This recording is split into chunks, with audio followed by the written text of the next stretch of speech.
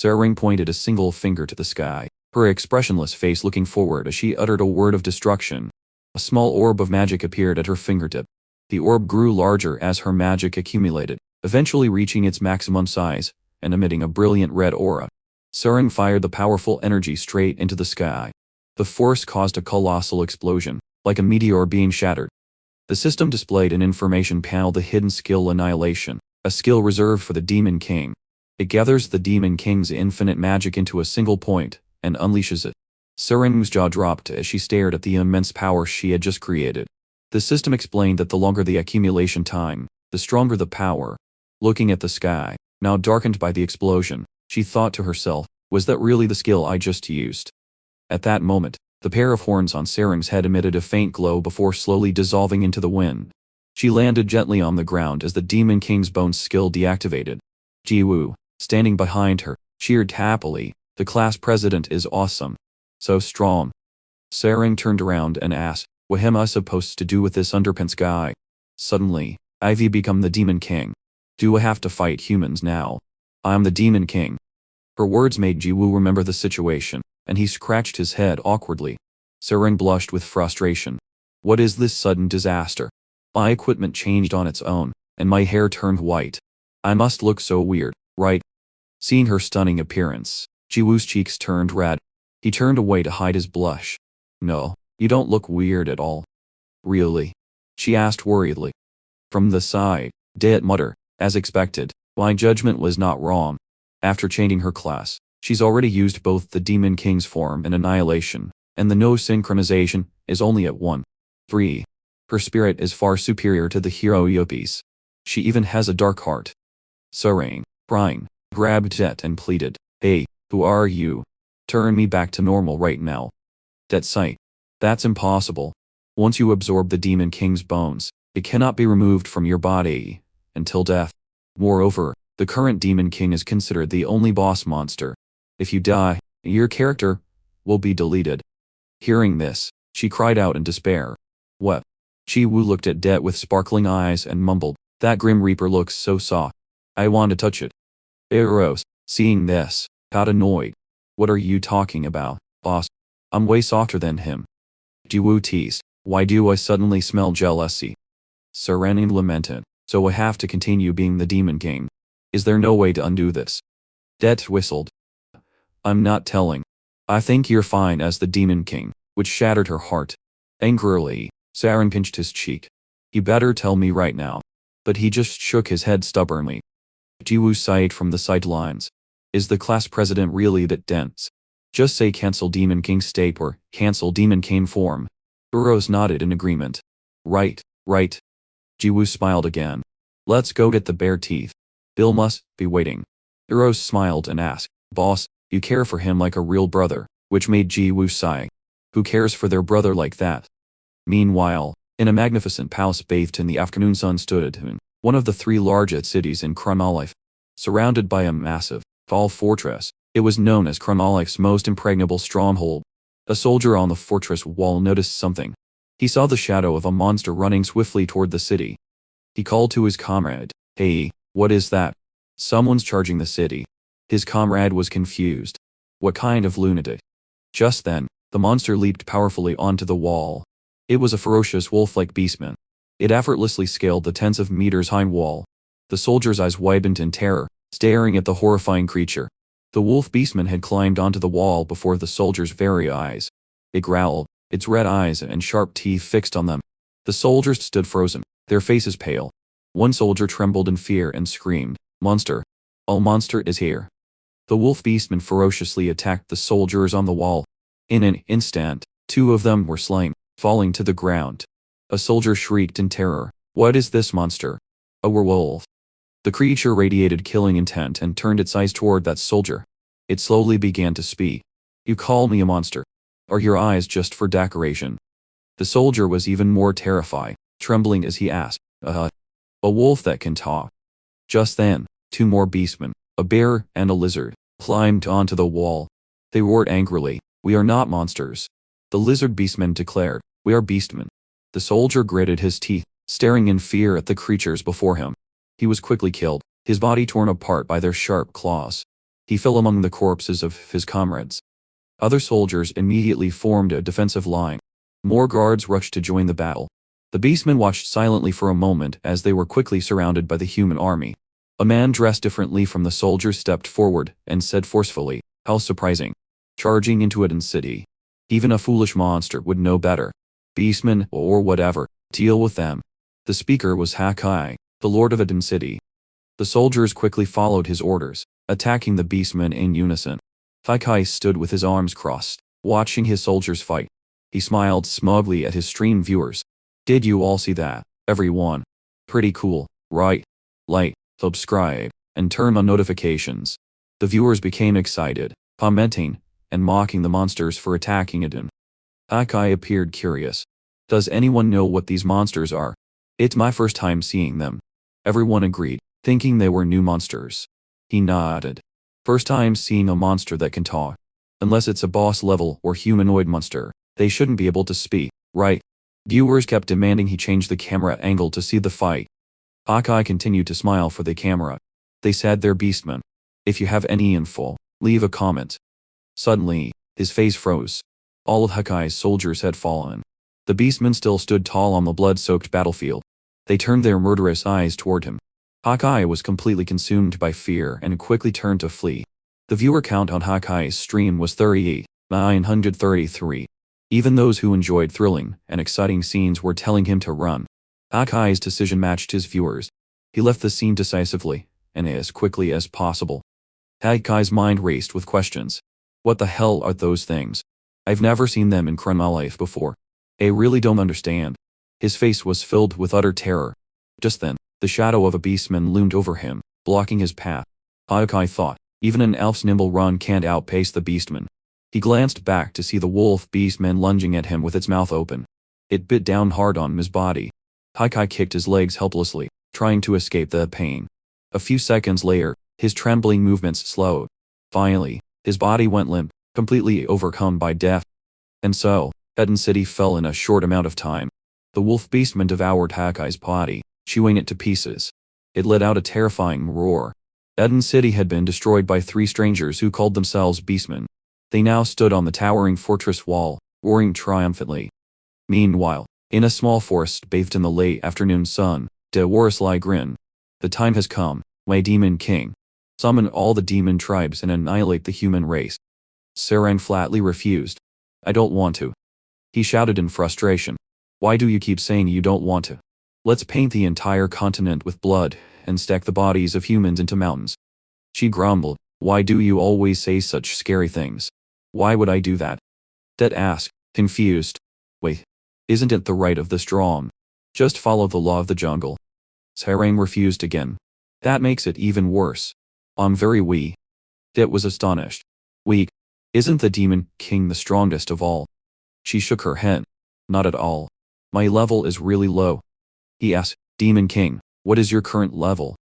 Sarang thought for a moment. "How much was it?" "I leveled up a lot from that Yippee Hero quest. It was level 92. I was originally level 25, but because of this demon tribe thing, my level shot up."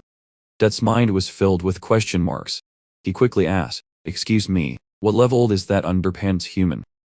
Jiwoo replied nonchalantly, "Level 999, the max level." Det was shocked. "Didn't you just get pinned down by the Demon King? And you even called her class president." Jiwoo sighed. "A lot of things happened when I first met the class president. That's how it is." After hearing this, Det fell into deep thought. "I'm so screwed." Just then, a crack appeared in the sky above them. The spatial rift gradually widened over their heads. Seren was amazed. "Underpants, there's something up there. The sky is cracking open." Jiwoo nodded. "You're right. What's going on? I feel like I've seen this before." He rubbed his chin thoughtfully. From within the rift, a set of sharp claws emerged. A giant creature extended its hand. Standing on it was a familiar female figure. Jiwoo immediately recognized her. "Is that the cockroach?" Luna glared down at them. She saw Sarang's transformed appearance as the Demon King. Luna spoke slowly. "You got pretty tasty while I was away." She finally landed in front of them. Luna smiled threateningly. "Let's have a bite." Sarang didn't flinch, her gaze firm as she looked back at her. The sky was clear, and the wind whistled through the silent conversation. Ji-woo, standing to one side, could feel the tension. Luna stared without blinking, and Serain met her gaze without wavering. They stared at each other without a word, but their eyes seemed to be clashing. Finally, Luna lost her patience and decided to act. She raised her staff, intending to attack Serain. Ji-woo, seeing the situation escalating, quickly stepped between them to stop her.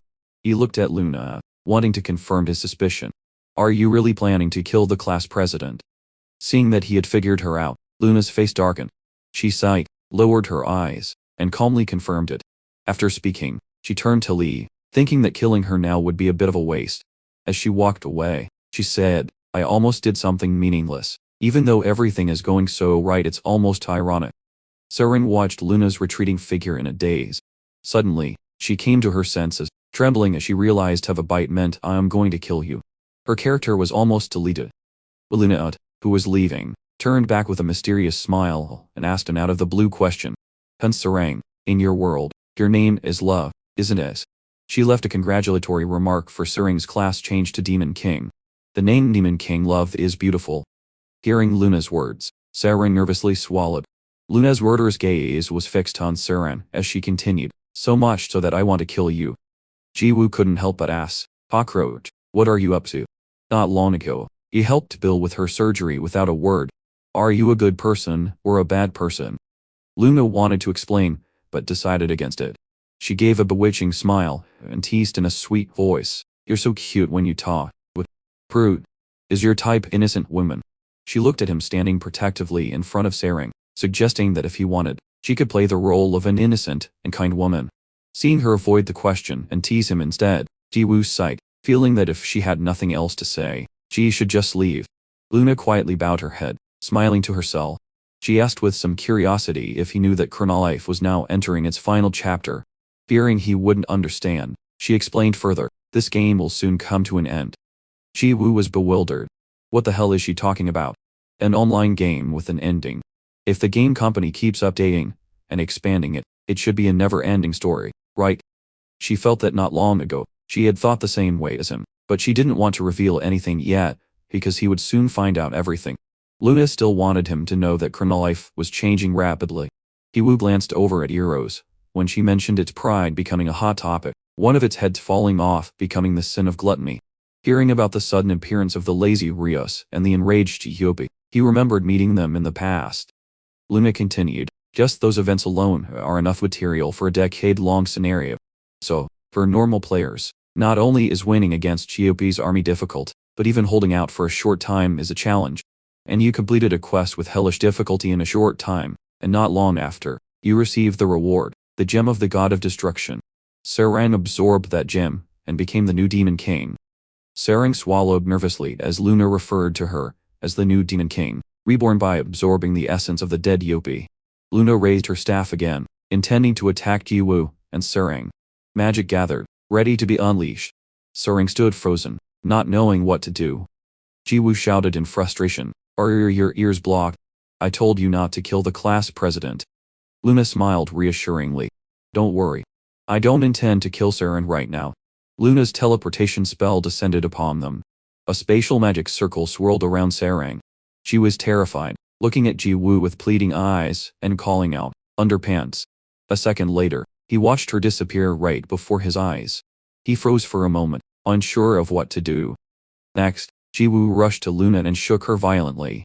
He yelled in her face, What are you doing? Where did you take class president Love? Luna simply replied calmly, I sent her to the final chapter. Elsewhere, wind blew dust everywhere. The dust in the air made Serain cough relentlessly. She looked around, trying to assess the situation, but couldn't stop coughing. She couldn't help but wonder, what's wrong with Luna? Why did she bring me here? As she wondered where she was, her eyes fell upon several figures lying on the ground. Looking further, she realized she was standing in the middle of a battlefield filled with corpses. Serain was a magnificent, unfamiliar fortress. Back with Ji-woo, he was frantic and curious why Luna had sent Serain to Eden City. She calmly answered, the first trial of the final chapter of the ancient race from the northern continent. At Serain's location, she was still staring blankly at the scene around her. Suddenly, something large approached from behind, making her look back in confusion. A massive wolf beastman was staring at her. She uttered the word beastman as she looked at its drooling mouth. She stared at it, speechless. Back with Ji-woo, he had calmed down a bit and gently patted Luna's shoulder. He smiled with relief. Everything's fine now. You made me worry for nothing. In a proud tone, he said, if it's a beastman, that means it's a beast, right? And the class president is the Demon King. He had a smug look on his face, confident she couldn't lose to a mere beast. Seeing this, Luna also smiled, thinking he wasn't wrong. Just as they thought, Saren took down the wolf beastman with a single powerful kick. The aftershock from the blow created a deep crater in the ground around them. The wolf beastman coughed up blood from Saren's attack. She jumped, feeling as light as if she could fly. The feeling was amazing, the first time she had ever felt like this, like she couldn't lose to anyone. The wolf beastman got up from the ground, wiped the blood from its mouth, and looked furious. Seeing it could still stand, Saren was bewildered. Even after a hit like that, it can get back up. And it was just speaking human language. The wolf beastman word, I will chew you up thoroughly, you insignificant human. She looked at it curiously. Isn't this monster just a normal wolf? Back with Ji-woo, Luna was explaining that those beasts were not normal. She said that when Saren changed her class to Demon King, all her stats increased tenfold. Her face became very serious. From birth, the ancient beastmen are 10 times stronger than humans. Hearing this, Ji-woo's eyes widened in surprise. He was shocked, unable to believe what he heard. No way. How can a beast have the same stats as the Demon King? She calmly replied, just as is said, they are not normal beasts. They are ancient beastmen. Furthermore, according to the original story, this race was supposed to appear 10 years later. It will be a bit difficult for a newly born Demon King to face them. Just as Luna said, Saren was currently struggling against the wolf beastman. It used its beast claw skill and rushed toward her. A claw swipe came directly at Saren. Attacked by surprise, she was stunned. Saren reacted quickly and dodged the blow. The aftershock tore through the forest and the magnificent fortress. She looked in the direction of the attack in awe. It split the forest in two. Saren thought to herself, if they had been hit by that, my whole body would have been torn to shreds. Seizing the opportunity, the wolf beastman closed in, worried, where are you looking? In a moment of carelessness, it was right in front of her. It used the skill beast hunt to prevent Saren from creating distance. The wolf beastman growled, raising its sharp claws. Her situation was perilous. A massive explosion occurred in the center of the fortress.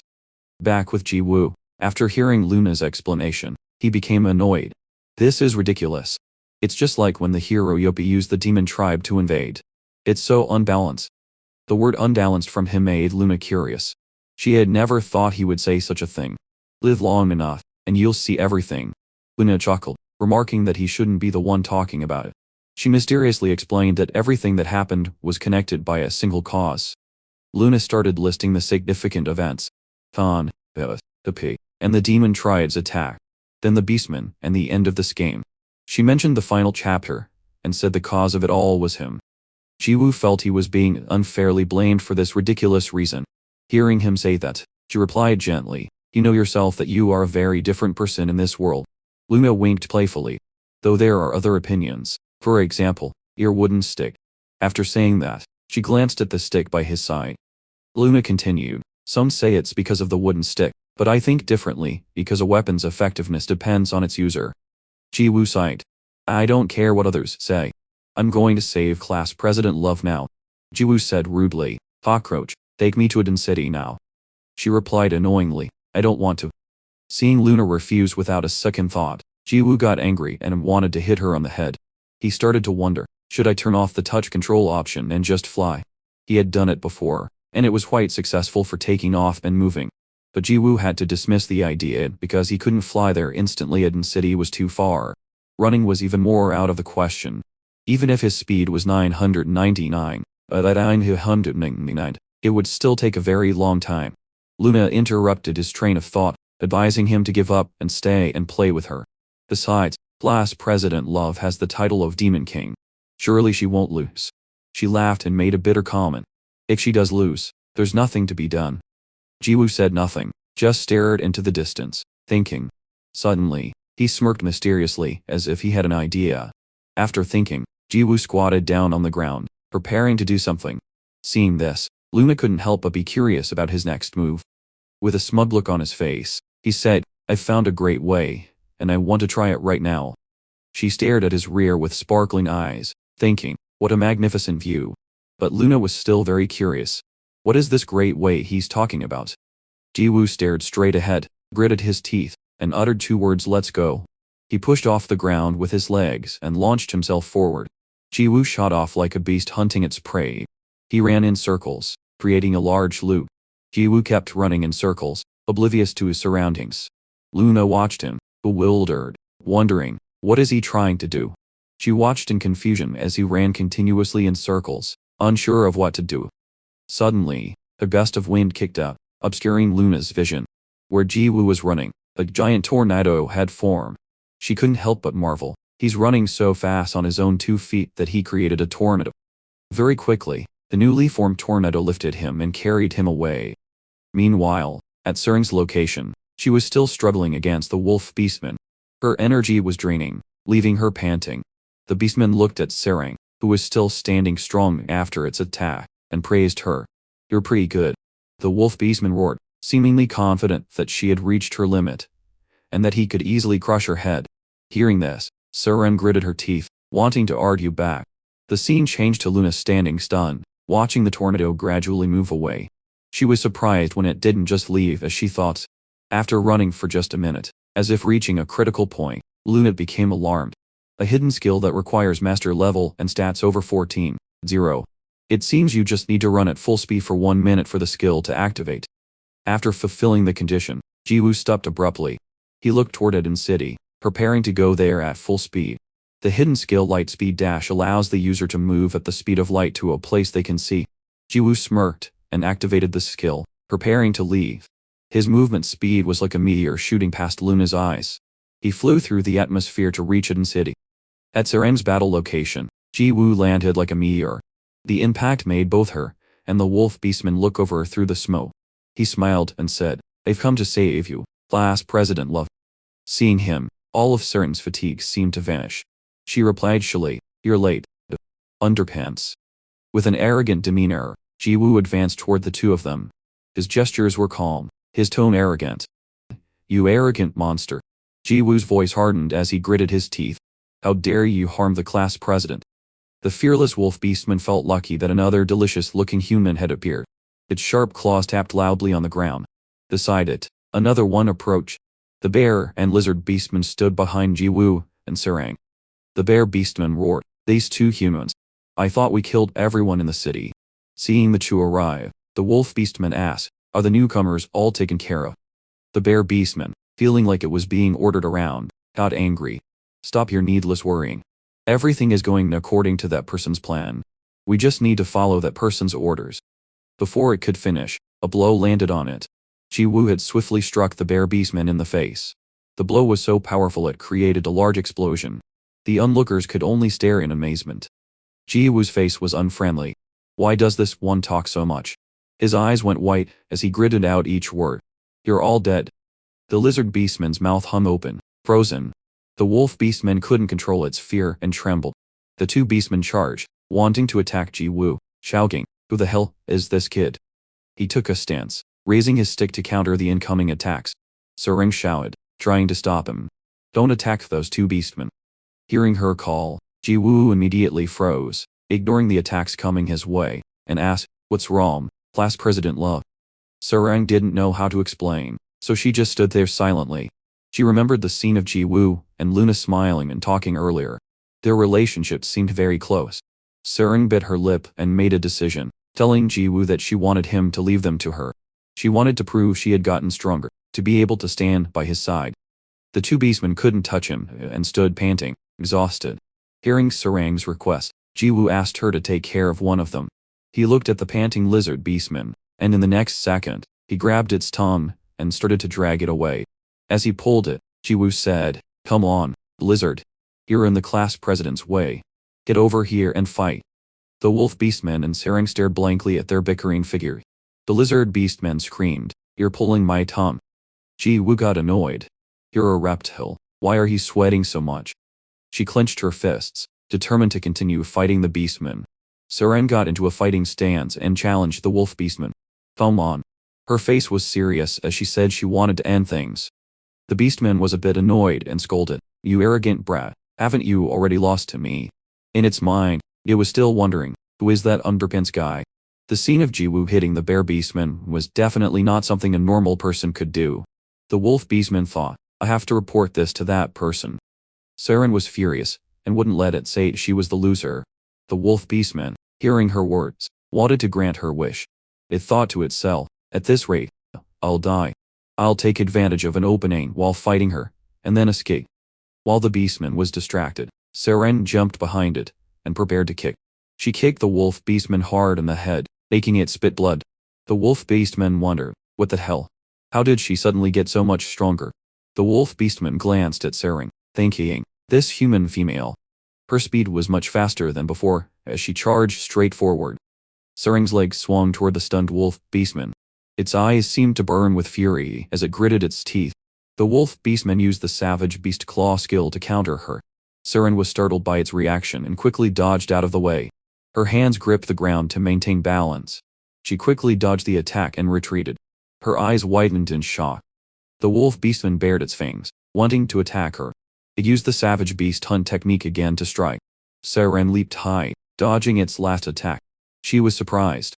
My body is lighter than before. I can move just as I imagine in my head. The wolf beastman was furious that she could so easily dodge its killing blow. Its eyes clouded over as it glared at her, gritting its teeth and cursing. Damn it. Saren jumped high, preparing to unleash her annihilation skill. The hidden skill annihilation is a special skill for the Demon King, allowing them to gather their infinite magic into one place and release it. The longer the accumulation time, the stronger the power. Suddenly, the gem on her hair clip glowed red. Following that, all the gems on Saren's body emitted the same light. She transformed into her Demon King's bones form. Her skill began to accumulate and synchronize. No 1. 6. Synchronization stable. Saren's voice became bewitching as she spoke to the wolf beastman. Bye. A powerful magic blast shot toward the stunned beastman. The wolf beastman didn't know what to do next and just stood there, staring at her. It only had time to scream damn it, before taking the full force of the attack. With just one blow, the wolf beastman was completely defeated. She landed lightly, as if nothing had happened. Saren looked up at the sky, then deactivated her Demon King's bones form. She citing relief as a notification popped up: monster defeated. Experience points gained.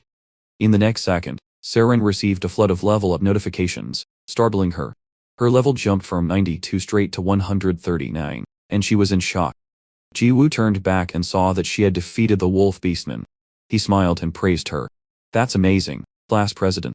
I was going to help if you needed it, but you took care of it yourself. She immediately replied, that's not the point. Underpants. I gained 40 levels at once. Isn't that a bug? Jiwoo calmly ate while thinking, it's probably because they're ancient beastmen. He handed her a drumstick and explained, I don't know the details, but these monsters were supposed to appear 10 years later, so they give a lot of experience points. They're related to the main Krumale storyline. Saren asked doubtfully, the main storyline? We'd have to ask them directly to know the details. By the way, where did that lizard go? Jiwoo replied, we're eating it. She hit him angrily. It's a quest monster. How can you eat it? Roast it. Go save it. Call that goddess of life, Humiliated. Jiwoo wondered how you could save something after it's been roasted. In a forest near Eden City, as dusk fell, drops of blood fell continuously to the ground. Hakai, severely injured, leaned against a tree to rest. The griffin roared contemptuously. As expected, the races of the southern continent are fools. It stared at him and continued, did you think you could escape from me? Seeing that Hakai was about to die, the griffin revealed, Lord of Eden. Even if you die, won't you just revive in Eden? Stop your useless resistance. The exhausted Hakai managed to whisper, so your target wasn't Eden City. He asked it, why didn't you just take the city instead of chasing me? The griffin, finding him nice, revealed, our target wasn't the city. It was you. Hearing this, Hakai was startled. In the next second, he shyly hugged himself. Haikai's voice turned bashful. I'm not into beastmen. The griffin was speechless with frustration. Do you want to be torn apart by my beak? It moved closer to him, probing. Its red eyes narrowed as it asked, you have the ability to telepathically communicate with the humans, don't you? Hakai stammered, confused. Telepathy. I never learned that skill. Suddenly, he remembered his live stream. and his eyes whitened. The Griffin commanded, "From now on, transmit my orders to all the races on the southern continent." Hearing this, a chill ran down Hakai's spine, and he broke out in a cold sweat. A moment later, he began to prepare his live stream, then went live for everyone to see. Hakai, being forced to stream, didn't look happy. People flooded the comments section. He grimaced as he started his personal broadcast. Although Hakai valued his stream, he remembered the image of Eden City being destroyed by the Beastman, which wounded his pride. The moment he was killed by the Wolf Beastman, the broadcast had ended abruptly. Hakai gritted his teeth, worrying, silently screaming, "Damn it." Inside, the Griffin smirked. "This ability is fantastic." In the comments, people wondered who was speaking. The Griffin suddenly lunged at the screen, startling everyone. It began to speak continuously. "Greetings, races of the southern continent. We are the ancient beastmen of the northern continent. I have an important announcement to make." A series of comments appear on the screen. "The beastmen have appeared.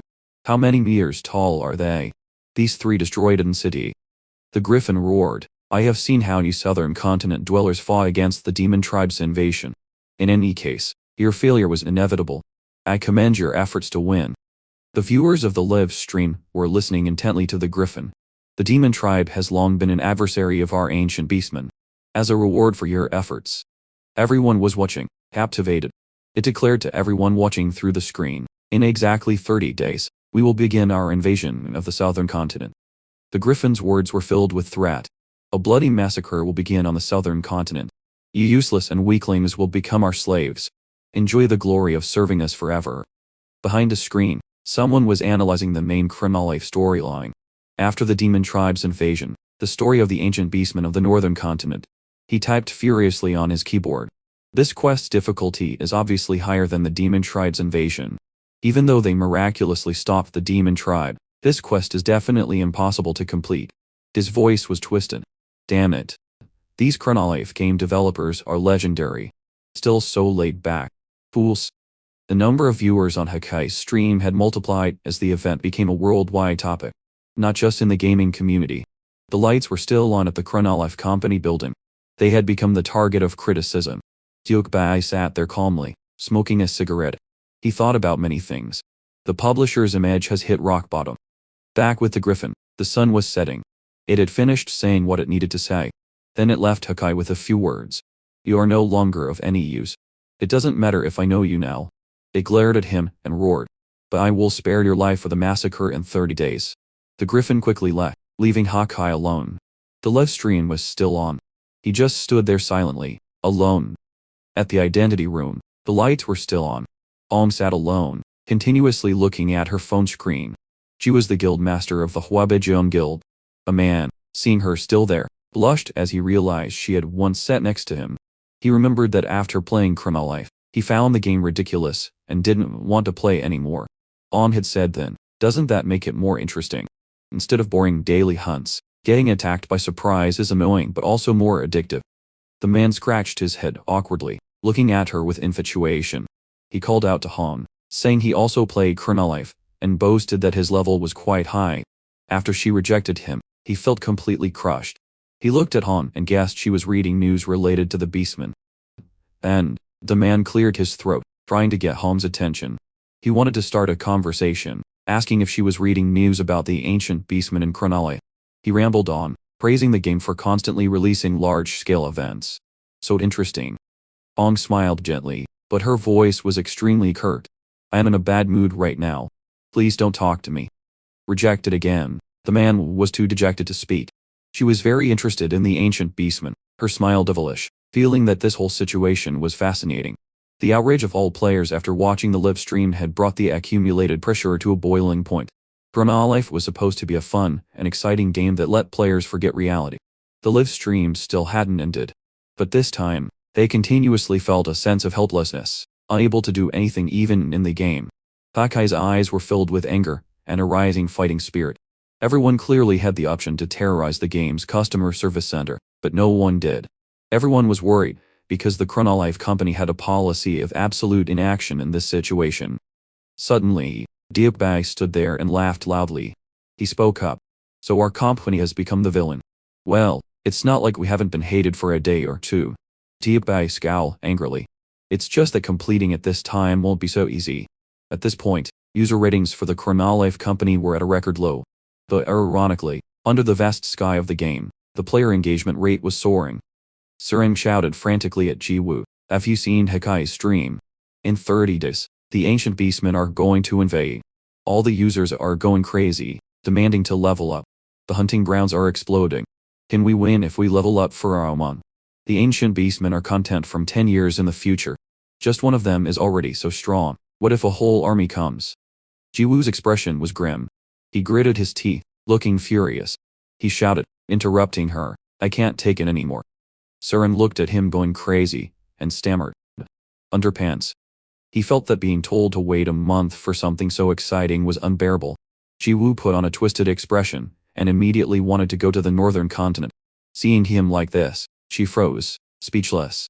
Jiwoo activated his light-speed dash skill and disappeared right before her eyes. He laughed wildly with that same twisted face. Surin watched him leave, stunned, only seeing Jiwoo as a speck of fire shooting into the sky. His whole body was enveloped in a blazing red flame. The corner of his mouth stretched unnaturally wide, revealing a distorted smile. Soon after, Jiwoo stopped, his body floating in mid-air. Suddenly, he froze, his body seemingly immobile. Just then, he whipped his head around, his eyes revealing a craving. Jiwoo directed his gaze and mind toward a land that promised new and challenging things. "That's the northern continent, right?" Immediately after, he burst into wild laughter and simultaneously cast the lightspeed dash spell. A brilliant, wave-like stream of light appeared in the air. At the same time, Jiwoo charged forward without hesitation. Suddenly, his entire body was blocked, and blood streamed from his nose. Jiwoo's face collided directly with the surface. He clutched his nose in pain. What was that? It felt like a protective barrier. At the same time, the system sent a message: "The northern continent is currently a restricted area. Please visit again later." Jiwoo fell into a state of emotional damage. Do they really have to go this far? At Chronolife, witnessing this, Deokbae couldn't help but laugh out loud. He seemed incredibly excited. "This underpants guy's moves are so obvious. I knew you'd do that, so he set up a barrier beforehand." He had. Just then, his subordinate expressed his opinion. "Chairman, if we don't let the users participate." Deokbae immediately ignored him. "Anyway, we're already playing the villain this time." Suring, on her end, was also surprised to receive the information. Really? Banning entry is a bit too much, Bramale." She giggled. "So that's why you're upset." Suring continued to console him. "If the developers blocked it, even you can't do anything. We'll just have to wait a month."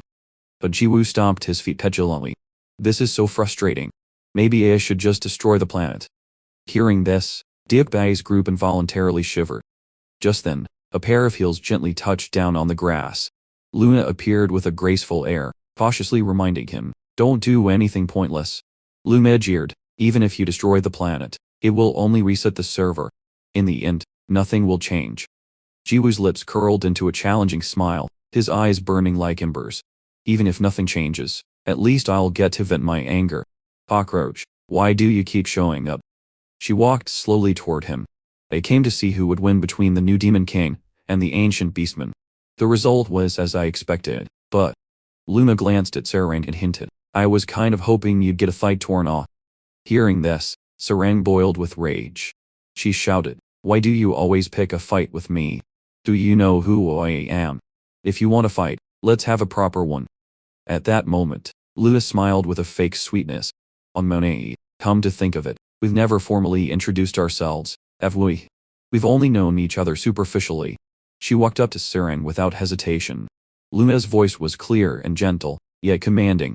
"I am Luna, the goddess of light. It's a pleasure to meet you, Demon King Love." Sarang maintained her attitude, showing great disdain. "I don't care. I don't want to get to know a disgusting cockroach." Despite this, Luna patiently introduced herself. "I'm 21 years old." As she said this, her tone suddenly deepened. "I don't know if we only know each other through the game, but we've met in real life, haven't we? Talk to your elder sister with some respect, 17-year-old Han Sarang." Hearing this, Sarang erupted in fury. "Respect, my foot. We've already cursed and fought, and now you want me to be polite." Just then, a familiar voice echoed in Sarang's ear. "Demon King." Death flew over, complaining non-stop. "They've been looking for you." You're still alive. She looked over happily. That clicked his tongue. It would have been better if you had died. I could have found a stronger demon king. Saren angrily pinched its cheek, saying, what was that, Ilil? That asked curiously, by the way, Demon King, what are you doing here all alone? She looked back, suspicious. Alone? In another development, Ludo was constantly following Jiwoo. Are you going to Pronto Village? Are you looking for equipment for Bill? I'll go with you. Saren immediately abandoned that and ran to Jiwoo. Underpants, I'm coming too. Jiwoo looked displeased. Fine, but don't you two fight in the village. It's embarrassing. They nodded in unison. Got it. In the Great Western Desert, the area was bathed in the light of dusk. The ground suddenly trembled, and then a colossal emperor sandworm erupted from the earth. It opened its wide mouth, revealing rows of sharp teeth. A group of people immediately went on alert. It's here. Full attack. They all aimed their spears at the emperor sandworm. A barrage of fiery projectiles flew toward it. Seemingly wounded, the emperor sandworm shrieked. Seeing this, one of the team members commanded, it's working. Keep attacking. Melee team, advance. On a cliff, Haikai watched the battle intently. Looked up in confusion. The members of the Justice Guild are stronger than last time. She couldn't help but feel a little curious. Because of the humiliation of being completely wiped out by 3 ancient beastmen, he cut down on sleep to level up. At that moment, the corner of Hom's mouth twitched. She unconsciously voiced her thoughts, but can this really catch up to 10 years worth of content? Abracadabra also felt quite worried. They've gotten stronger. Hearing this, Hawkeye sighed in frustration. It can't be helped. This time, we can only rely on the hero. At his answer, she was surprised. We have to prepare to face them ourselves too. Abracadabra's voice became serious, with a hint of reproach. Relying on one person in a battle is just a foolish act. During the demon tribe's invasion, because the hero was also in the demon world, we had to fight the demon tribe, didn't we? If we don't train our own strength, it's meaningless. Faced with her honest words, the group fell silent. Hesitated for a moment before speaking her mind. Ave thought of a way. Her face showed confidence. If it goes well, we might be able to fight on equal footing with the ancient beastmen. Hakai immediately turned his attention to Hom. What is it? She suddenly became thoughtful. Although we can't completely close the 10-year gap, this is a method worth trying. A moment later, decisively proposed her plan. If we get discovered, our only choice is to ask the hero for help. She suddenly smiled, a calculating look in her eyes. After all is said and done, we'll still have to rely on the hero in the end. The scene changed to a village with a rustic feel. Bill appeared with a playful look. The little girl happily called out, "Dud." Wooden stick. As soon as Bill appeared, she started to scold him. Where have you been? You suddenly disappeared, and I had to look for you. Jiwoo scratched his head in embarrassment. Sorry, I went to find more bunny bell teeth. Just then, the little girl's gaze shifted to behind him. Bill stared at the 2 women. Are the 2 ladies behind you Miss Class President and Miss Luna? Jiwoo nodded. I told you about them before, right? Seren approached and whispered in his ear, "The underpants, who is that little girl?" Jiwoo immediately reacted. Is this your first time meeting Bill? He then started to introduce them. I met Bill at the hospital not long ago. After meeting her, I found out. She nodded along with Jiwoo's words. A moment later, Seren's eyes welled up with tears. She knelt on the ground, heartbroken, and cried. Seren instinctively hugged the little girl tightly. Bill, are you feeling better? It doesn't hurt anymore, right? The little girl seemed quite shy. I'm fine, Miss Class President. People are watching. I'm embarrassed. Bill's eyes widened. Her lips pursed as if waiting for an interesting story. That's right. I'm a little curious about something. Seren was still crying. What is it? I'll tell you everything I know. Just then, the little girl unexpectedly asked, between you two, who is Mer? Wooden Stick's girlfriend. Jiwoo pushed an item into Bill's cheek to stop her from prying. He shyly pushed Bill away. Neither of them. Now take your equipment. Despite that, Bill had an answer in her heart. She looked toward Seren. Miss Class President probably started to like him after going through a lot together. Bill didn't forget to pay attention to the other one. I wonder when Miss Luna developed such deep feelings for him. The little girl suddenly played detective, carefully analyzing. After a while, Bill came to a conclusion. A love triangle. Seeing this, the little girl relentlessly questioned Jiwoo. wooden stick. Between those two, who do you like? Or do you like both? He was too embarrassed to answer. Both? What are you talking about, you little brat? Of course, the little girl wouldn't believe him. Are you shy? You're blushing. So cute. Bill was still lost in her own questions. Who do you like? Both of them are beautiful, so it must be a tough choice, right? Or is there someone else you like besides those two? Just then, Jiwoo, frustrated, played along with her joke. That's right. Didn't you know? I like heroes. Both Bill's and Euros's faces darkened. Jiwoo quickly waved his hands. Just kidding. Then Jiwoo started jumping up and down frantically. Anyway, that's not the point. We have to wait a whole month. The little girl still had many curiosities. How do you find life in chronology? You always play the game in such a rush, like you're being chased. I'm worried about you. Despite this, Jiwoo just gave a perfunctory reply, saying that thinking about it now, the bearded old man had mentioned something similar. In a secret room, he seriously expressed his opinion. It might sound strange, but Chronolife is a pretty good game. Diokbae carefully tried to persuade Jiwoo. For now, try to hold back on the destruction. How about enjoying the game? Back in the present, Jiwoo was boiling with anger. How dare they do that to me? They said they wouldn't infringe on the user's freedom of choice. Just then, Jiwoo whipped around. What do you want? Ong approached hesitantly. She seemed quite shy.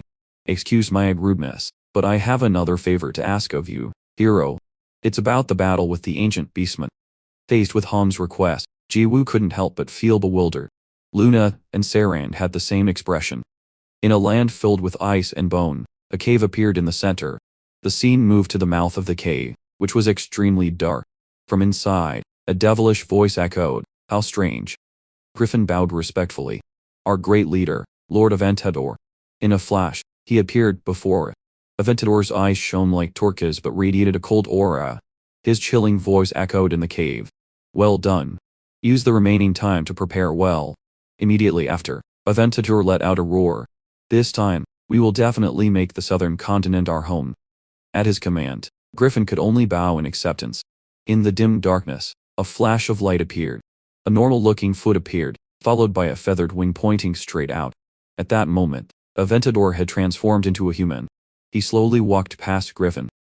Just then, Aventador shouted fiercely. The reunion ends 1,000-year wait, my precious brother Heroes. In another scene, Heroes was intently chewing on a chicken leg. The group was sitting around a campfire. Just then, Hong spoke carefully, so the entire plan relies on the hero. She carefully observed Jiwoo's reaction. What do you think? Saren expressed her thoughts. The plan is good. Although winning against the ancient beastmen will still be very difficult, we can still inflict some damage. Suddenly, Luna interrupted her. Doghikai. She pointed out the irregularities in Hong's words. He gains nothing from this plan. It's called volunteering, right? No, it's more like a sacrifice. If this continues, it will be taken for granted, which is a bit much. Luna was very cautious. Furthermore, if we follow that plan, it will provoke the Chronolife Company. Are you saying you want the game company to blacklist only him?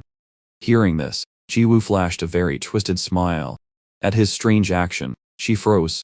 Among the group, only Jiwoo was laughing out loud. He smiled with excitement. Provoked the company. Blacklist. At this point, what does it matter? Jiwoo got angry thinking about his situation. They started it first, didn't they? His eyes bulged as if they were about to pop out of their sockets. Jiwoo laughed maniacally. Alright, I'll help you, Hong. I'm very satisfied with this plan. His mouth stretched wide, revealing drooling teeth. Immediately after, Jiwoo stood up decisively. He looked up at the sky. I'm leaving right now. Instantly, Jiwoo cast the light bead dash spell. A deafening explosion echoed through the peaceful space. The group coughed from the dust. Bill still didn't understand what was happening. What's going on? Where did Mer? Wouldn't Stick go without eating? In contrast to her confused expression, Hong smiled with satisfaction. He went to help you, but actually, it's not needed right now. Bill immediately showed a curious expression. What did you ask for help with? I was busy eating, so I wasn't paying attention. She cleverly sparked Bill's curiosity. I'll give you a riddle, Bill, as an explanation. Hong asked seriously. In 30 days, a powerful enemy, the ancient beastmen, will appear. If we want to beat them, we must be stronger than we are now. She carefully piqued the little girl's curiosity. To do that, what do we need to do in the game? Bill hesitated and replied, level up. Ong nodded in agreement. That's right. So now all the users are trying to level up, right? But there's a much faster and easier way than leveling up. Every word in her sentence was emphasized. And that is equipment. Hearing this, the little girl understood. Could the placemer wooden stick is flying to be? Not keeping everyone waiting, Ong immediately gave the answer. The highest difficulty hunting ground in Kremlin. It also has another name, Ero's Lair. Elsewhere, monsters were being continuously annihilated. The surroundings were so chaotic it was impossible to see. On this side, explained seriously, the hero will find equipment there and sell it to the users. At the same time, Jiwoo was relentlessly suppressing the monsters. A blazing fire flashed in the vast space. Hearing this, Bill became frantic. That's not good. The equipment market will collapse. The little girl's mind was in a turmoil. The value of users' equipment will completely plummet. Ero's equipment will no longer be rare and will be sold cheaply. Furthermore, the Chronolife company won't stand by. The entire in-game economy will collapse. Ong could only sigh. I know. But if we want to win, there's no other way. Just then, she interrupted the little girl. You know it too, Bill, right? The hero is not someone who cares about such things. Ong brought up a new topic. There's only one reason the hero acts. The game company stopped me from going to the northern continent, so this time I've realized it. She emphasized her words. You should absolutely not mess with someone who lives like there's no tomorrow. A few hours later, Jiwoo used a megaphone to announce, one day only. He's skillfully attracted customers. The equipment you want. Ero's Lair equipment for sale here. In a flash, Jiwoo became the center of attention. He kept shouting, get rid of your old, shabby equipment, and come buy cheap and good gear. In the crowd, a young boy slowly approached. Excuse me, I'm looking for a sword. Jiwoo replied in a friendly tone, yes, customer. May I ask your level? The boy obediently answered, I'm level 19. Jiwoo immediately presented a sword to the child. Dan, Duro Gold. Receiving the weapon, the boy ran off excitedly. I'm going to level up fast. Witnessing this, the crowd went into a frenzy. They pushed and shoved each other. So cheap. I'll buy it. Here's the money. Jiwoo tried to calm the crowd. Please be calm, there's plenty of equipment left. Despite this, the crowd continued to surge. Sell to me too. Me too. Serene, standing opposite, was dumbfounded. She watched his every move. So many people. It's the third day, right? Bong nodded in reply. Sarang wondered, why not hold an auction? Bill is about to be overwhelmed. The little girl had now become a real employee. Could receive. Here is your equipment. Hearing this, Om could only laugh. If it were an auction, the great merchant Rios would buy everything. Hearing the familiar name, she could picture him. At the same time, a person with large feet approached. It was Benedict. His appearance caught Hom's eye. She looked at Benedict in confusion. Over 2 meters tall, with a giant greatsword on his back. Could that be him? Meanwhile, Jiwoo continued his sales pitch. Come on, pick one, pick anything. First come, first serve. Just then, a large shadow blocked his view. Benedict appeared with a fierce expression. He looked straight into Jiwoo's eyes. Benedict spoke in a hoarse voice. I want to buy the same sword you sold to the level 19 player earlier. The sword of the dead. Someone in the crowd expressed their dissatisfaction. Hey, you're cutting in line. Get to the back. Others also voiced their complaints. A young man shouted angrily, what irate is this? Who cuts in line anymore? Suddenly, the man grabbed the young man's head. Benedict threw him aside without a second thought. A loud crash followed, accompanied by thick dust. The crowd immediately buzzed because of the noise. The young man was pinned to the wall, gasping for breath. At the same time, the man challenged loudly, anyone else have a problem with me cutting in line? Benedict glared at the crowd. Step forward. Then he walked back to Jiwoo. The corner of Jiwoo's mouth twitched slightly, and then he spoke very politely. Dear customer, you said the great sword of the dead. That will be 10 million gold. Hearing this, the man became angry. What? You just sold it for 10,000. He was puzzled. Why are you selling it to me for 10 million? Jiwoo patiently explained Benedict's question. The higher the level, the higher the price. However, the man became even more furious. Are you kidding me, you scammer? Jiwoo's attitude changed. his voice turning cold. Is there a problem? He didn't hesitate to challenge the man. In that context, two strangers suddenly became enemies. Serain, beside them, felt curious. Hong, who was that person? She watched him intently. Benedict is ranked 38th. He's a very famous peak user among the Vayners. Hong remembered the young man's appearance with fear. She spoke more cautiously. From what just happened, he's a user who would kill someone if he gets angry. Just then, the man gritted his teeth so hard that veins popped out on his forehead. A moment later, Benedict respectfully presented a bag of money to Jiwoo. Hero, here is 10 million. Jiwoo happily accepted it. Thank you, customer. Please don't cut in line next time. The man nodded in agreement. Seeing Benedict's demeanor, Hong couldn't help but laugh out loud. So he was forced to be polite. The man left dejectedly. So scary. She turned her attention to Serang. It seems love has leveled up smoothly. After changing to the Demon King class, you must be quite strong. She replied modestly. Not at all. Serang confessed honestly. I haven't gained that much. I'm probably around level 210 now. Hearing this stat, was immediately bewildered. She seemed a bit skeptical. Level 200. A while ago, you were only level 139. Serang excitedly recounted. Actually, lately I've been following Underpants to hunt in Eros' lair, but they're so strong. It's hard to catch even one or two. Hearing this, both Luna and Hom's expressions changed. She continued, but Underpants teases me every day for being weak. In another development, swallowed hard. Love was a newbie not long ago, so she wouldn't know. A normal user would need at least 2 years to reach level 200. Smiled mischievously, her voice tinged with teasing. Class president, are you planning to level up today too? Serang turned and nodded slightly. Yes, once. Underpants sells all the equipment. Hearing this, she smiled encouragingly. Good luck. However, Ong's heart was already in turmoil. Damn it. She stared at Serang with a calculating gaze. In the Valley of the Dead, the place was filled with human skeletons. Just then, a monster with a sharp chin charged forward. With her quick reflexes, Serang easily dodged it. The hazy dust gradually dissipated. She stood there, unharmed. Serang's eyes glinted with challenge. That simple attack won't work anymore. She smiled provocatively. Show me something new. As if understanding Serang's meaning, the monster attacked again. Seeing tentacles emerge from its mouth, Serang instinctively gagged. Immediately after, a barrage of tentacles shot toward her. Serang's skin broke out in goosebumps. So gross. Just then, the gem on her chest suddenly glowed. Serang's eyes emitted a brilliant red light. At the same time, the monster had approached her. Seeing this, Serang charged forward without hesitation. She was like a torch, seemingly capable of burning everything. Serang's entire body emitted a strange light. She gently raised her index finger and touched the monster. Serang's face was unusually calm. Immediately after, the monster suddenly exploded, fresh blood pouring from its mouth.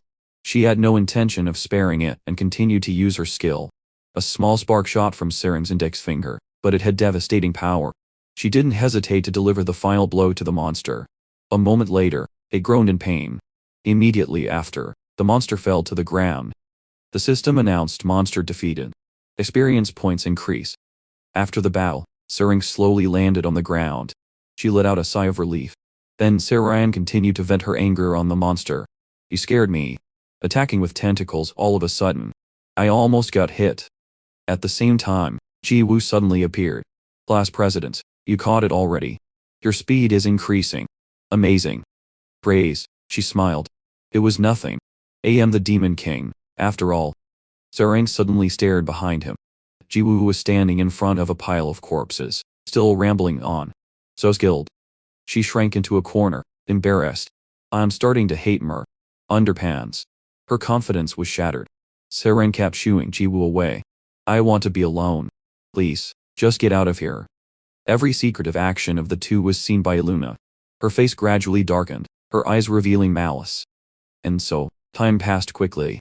Bill excitedly hugged the bag of money she had earned in just one day. On Heikai's side, he continuously monitored the situation. His subordinates carefully observed every move of the monsters, while Han was lost in her own world. In another development, Abracadabra was casting a spell, and the boy who received the sword was eagerly hunting. Another day passed. The village glowed with a faint orange light. The day of the decisive battle was drawing near. Snow fell heavily on the island. In the deep darkness behind the gate, a cold smile appeared. Aventador flashed a monstrous grin and commanded loudly, "Let's go." Then Aventador let out a piercing scream. The war begins. Giant creatures with ferocious appearances appeared one after another. They roared challengingly, stirring the surrounding atmosphere. The monsters directed their fierce gazes toward Aventador, who stood majestically on the mountain peak. He stood alone at the summit, his fists clenched with determination. Aventador declared proudly, coldly, and decisively, "Today, the southern continent will be erased from history." He was like a descended god, his whole body exploding with a dazzling blue light. In a flash, Aventador had become immense. He spread his wings wide. Aventador transformed into a large, monstrous dragon. Immediately after, he let out a sky-shattering roar. The scene changed to a countryside field. The place was filled with sunlight. At a fortress, surrounded by many guards, the group suddenly broke out in a cold sweat. They gasped, all looking into the distance. On a green field, a legion of warriors was charging toward the fortress. The guard gritted his teeth, trying to regain his composure. War has been declared. Immediately after, the monsters began to accelerate. They frantically crossed the field, through layers of grass. Below the fortress, only thick dust could be seen. Aden City, the most fortified fortress on the continent of Chrono. Aden City is located at the northernmost point of the Chrono continent. The ancient beastmen attacking from the northern continent must pass through this place. But Aden City is the first line of defense, and also the last. Just then, the monsters had already approached the city gates. One of them suddenly saw, as if it had detected something unusual. At the same time, a massive explosion occurred, filling the area with smoke and fire. One of them shouted a warning, "Attack from the side." It immediately noticed the mountain peak, where a large number of people were waiting. Abracadabra stood at the forefront of the battle. She slammed her staff into the ground. Abracadabra decisively shouted the command, "All magic squads, prepare to attack." The witch squad immediately received the order, all casting spells in unison. She firmly pointed her staff at the enemy. Immediately after, Abracadabra shouted, "Fire." As soon as she finished speaking, a barrage of light dots shot out. They flew straight down to where the monsters were rampaging. One of them seemed dissatisfied, bravely coming out of the city to fight. A bunch of foolish southern continent dwellers. While it was distracted, a ray of light shot toward it at an astonishing speed. The ray pierced straight through the monster. It was bewildered, not understanding what was happening. This time, it's an attack from the front. Just then, Isekai shouted a reminder, "Don't be mistaken, ancient beastman. We never intended to fight inside this city from the start." He gripped his bow tightly. "Let's settle this face to face." With that, Isekai decisively ordered all the archers. Arrows flew like a storm, raining down on the monsters. They could only scream helplessly. Outside the city gates, the sounds of wailing could still be heard. A moment later, the city gates slowly opened. Two figures were silhouetted in the dim darkness. Sue smiled with excitement. "It's been a while since that day, hasn't it? The day we fought together." John Lee also laughed. "I'm embarrassed now. Don't pretend to be romantic. That day, we were just getting beaten up by one person." They both looked up at the monsters. He couldn't hide his excitement. "Anyway, today is the day we restore the prestige of the 5 great guilds." She was no less enthusiastic, and agreed. The two of them immediately charged, the ground shaking as they did. The gates opened, and the two led the vanguard, charging forward. Sue shouted all units. He charged forward with a crazed expression to meet the enemy, while the beautiful Sean Lee provided support from behind, attacking. The army behind them surged out like a broken dam. The sounds of clashing swords, explosions, and gunfire echoed loudly. Nearly 2 million users participated. Ji Woo's tattered cloak fluttered in the wind. This battle would later be recorded in the Guinness Book of World Records as the largest scale battle in gaming history. Ji Woo stood on the wall, wearing nothing but his underpants, a stick resting on his shoulder. But this brutal war, with Ji Woo's bright, innocent smile, was over in a flash. And all because of a single user. He raised his stick high into the air. Then Ji Woo struck a handsome, six-pack, muscular pose. "I've been waiting for this for a long time." He made a pouting face that people found utterly terrifying. "I can't take it anymore." Ji Woo stood there, posing like he was in a photo shoot. Underpants is about to unleash his power. Serene, seeing this, screamed. Hey, wait," she said in a panic. "Are you Are you going to attack now? If you attack, our side will all die. Ji-woo smiled, showing a full set of white teeth, and reassured her. It's okay, my friend. Then he made a face so ridiculous it could be turned into several memes. Users will just revive if they die, right? But if monsters die, that's it. And the result will be a sweet victory for us, right? Sering stammered. But. Then she changed her tune as fast as flipping a pancake, putting on a serious face. That seems reasonable. All right. Ji-woo, standing on the wall, was filled with fighting spirit. Map, let's go. He began to charge forward, unleashing his attack. Before he could finish the command, they realized the city was completely empty. They only heard a whooshing sound from somewhere. Sering's eyes whitened, as if she had seen something incredible. She turned her head to the side and saw no one there anymore. Underpants, he's gone. The scene then shifted to a place full of computer data, a bright green wall showing a series of zeros and ones. Ji-woo suddenly appeared, floating in the strange space. This left him utterly confused. His mind was a string of question marks. Ji-woo looked around, left and right. What is this? Is this the place I've been to before? Suddenly, a strange voice spoke from behind him. Hello. The person was very friendly, coming to greet Ji-woo. Long time no see, my friend. Have you been well? This made him sigh, slightly annoyed. You scared the hell out of me. It's you again. He let out a single word. She waved her hand. Ji-woo wanted to get straight to the point. Why did you call me this time?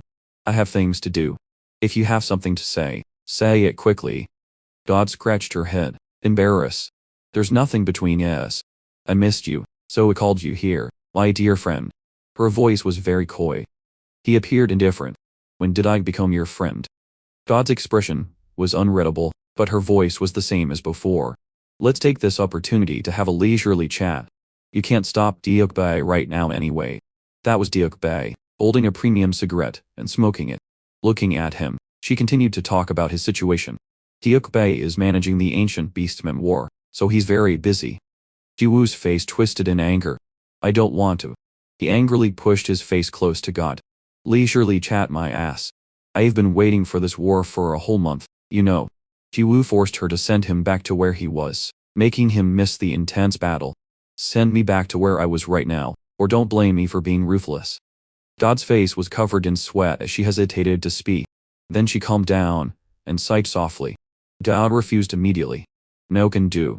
If I send you back there, you'll just end everything with one blow again. She revealed a terrified expression. This story can't have such an ending. Ji-woo's face remained very serious, silently confronting God. Then he opened his mouth. Now I understand a bit. Ji-woo grabbed God by the collar, angry and furious. You're the spy sent by the game master, aren't you? Caught you red-handed. She still tried to justify herself. Not at all. God kept beating around the bush, making him unable to bear it any longer. Then who are you? Why did you bring me here? Ji-woo even threatened her. If you don't talk fast, I don't care if you're a god or whatever the hell, I'll hit you. God tried to stay calm, but her face didn't show it. Oh, alright, I'll talk. Okay. God spoke while playfully swaying. First of all, I want to say that I am absolutely not involved with anyone at the Chronolife Company. She smiled. The reason I brought you here is just one. Then God gave a very nonsensical reason. To create karma. Meanwhile, dusk fell over the castle where the battle was taking place. Humiliated, engrossed, held her spear and charged fiercely. She thrust her spear straight at the monster. It was sloth, one of the 7 deadly sins. Spear storm. The attack was so strong that the monster had to praise her. This human is quite good. Then it roared and charged to attack Shanli. But that's enough of your tricks. Just in the nick of time, Su appeared and blocked it, using his divine shield to defend. The monster's face was flattened against the shield before it even knew what was happening. At that moment, Su looked very cool and capable. A true hero saving the damsel in distress. Su then pulled out another weapon and said forcefully, attack. Holy hammer. With just one strike, the holy hammer destroyed everything. The explosion was like the Big Bang. The system displayed a message: you have defeated the monster and gained experience points. Finally, the monster was defeated by him. Then, he turned to her and boasted, "No need to thank me, John Lee." She, however, maintained her arrogant and haughty attitude. What are you talking about, guardian? I could have stopped them on my own. After a continuous journey of fighting, and 30 days of war preparations, the users' persistent efforts paid off. Other users in the game charged forward strongly. Various shapes and forms, leveling up. Each person attacked different enemies, strategically. Arrows were also shot out one after another. The proficient combat abilities of the fighting units. In a dazzling purple light, with a staff in one hand and equipment from Heroes' dungeon, Abracabra appeared like a warrior god. With staff in hand, her mouth opened, eyes closed, seemingly chanting a spell. Everything had reached a standard far beyond 30 days ago. The spell was unleashed, wiping out the enemy in a flash. On appeared, holding two swords, brave and majestic. At this point, the war had reached a stalemate. Suddenly, a bright light flashed from somewhere, making her squint. When most of the monsters had been defeated, a sunny and windy sky appeared before everyone.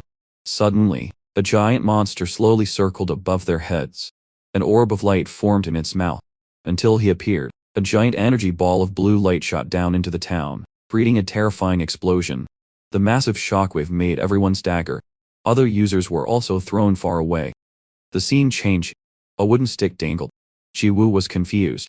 To create karma. He still had the wooden stick on him and started to ponder. That sounds profound.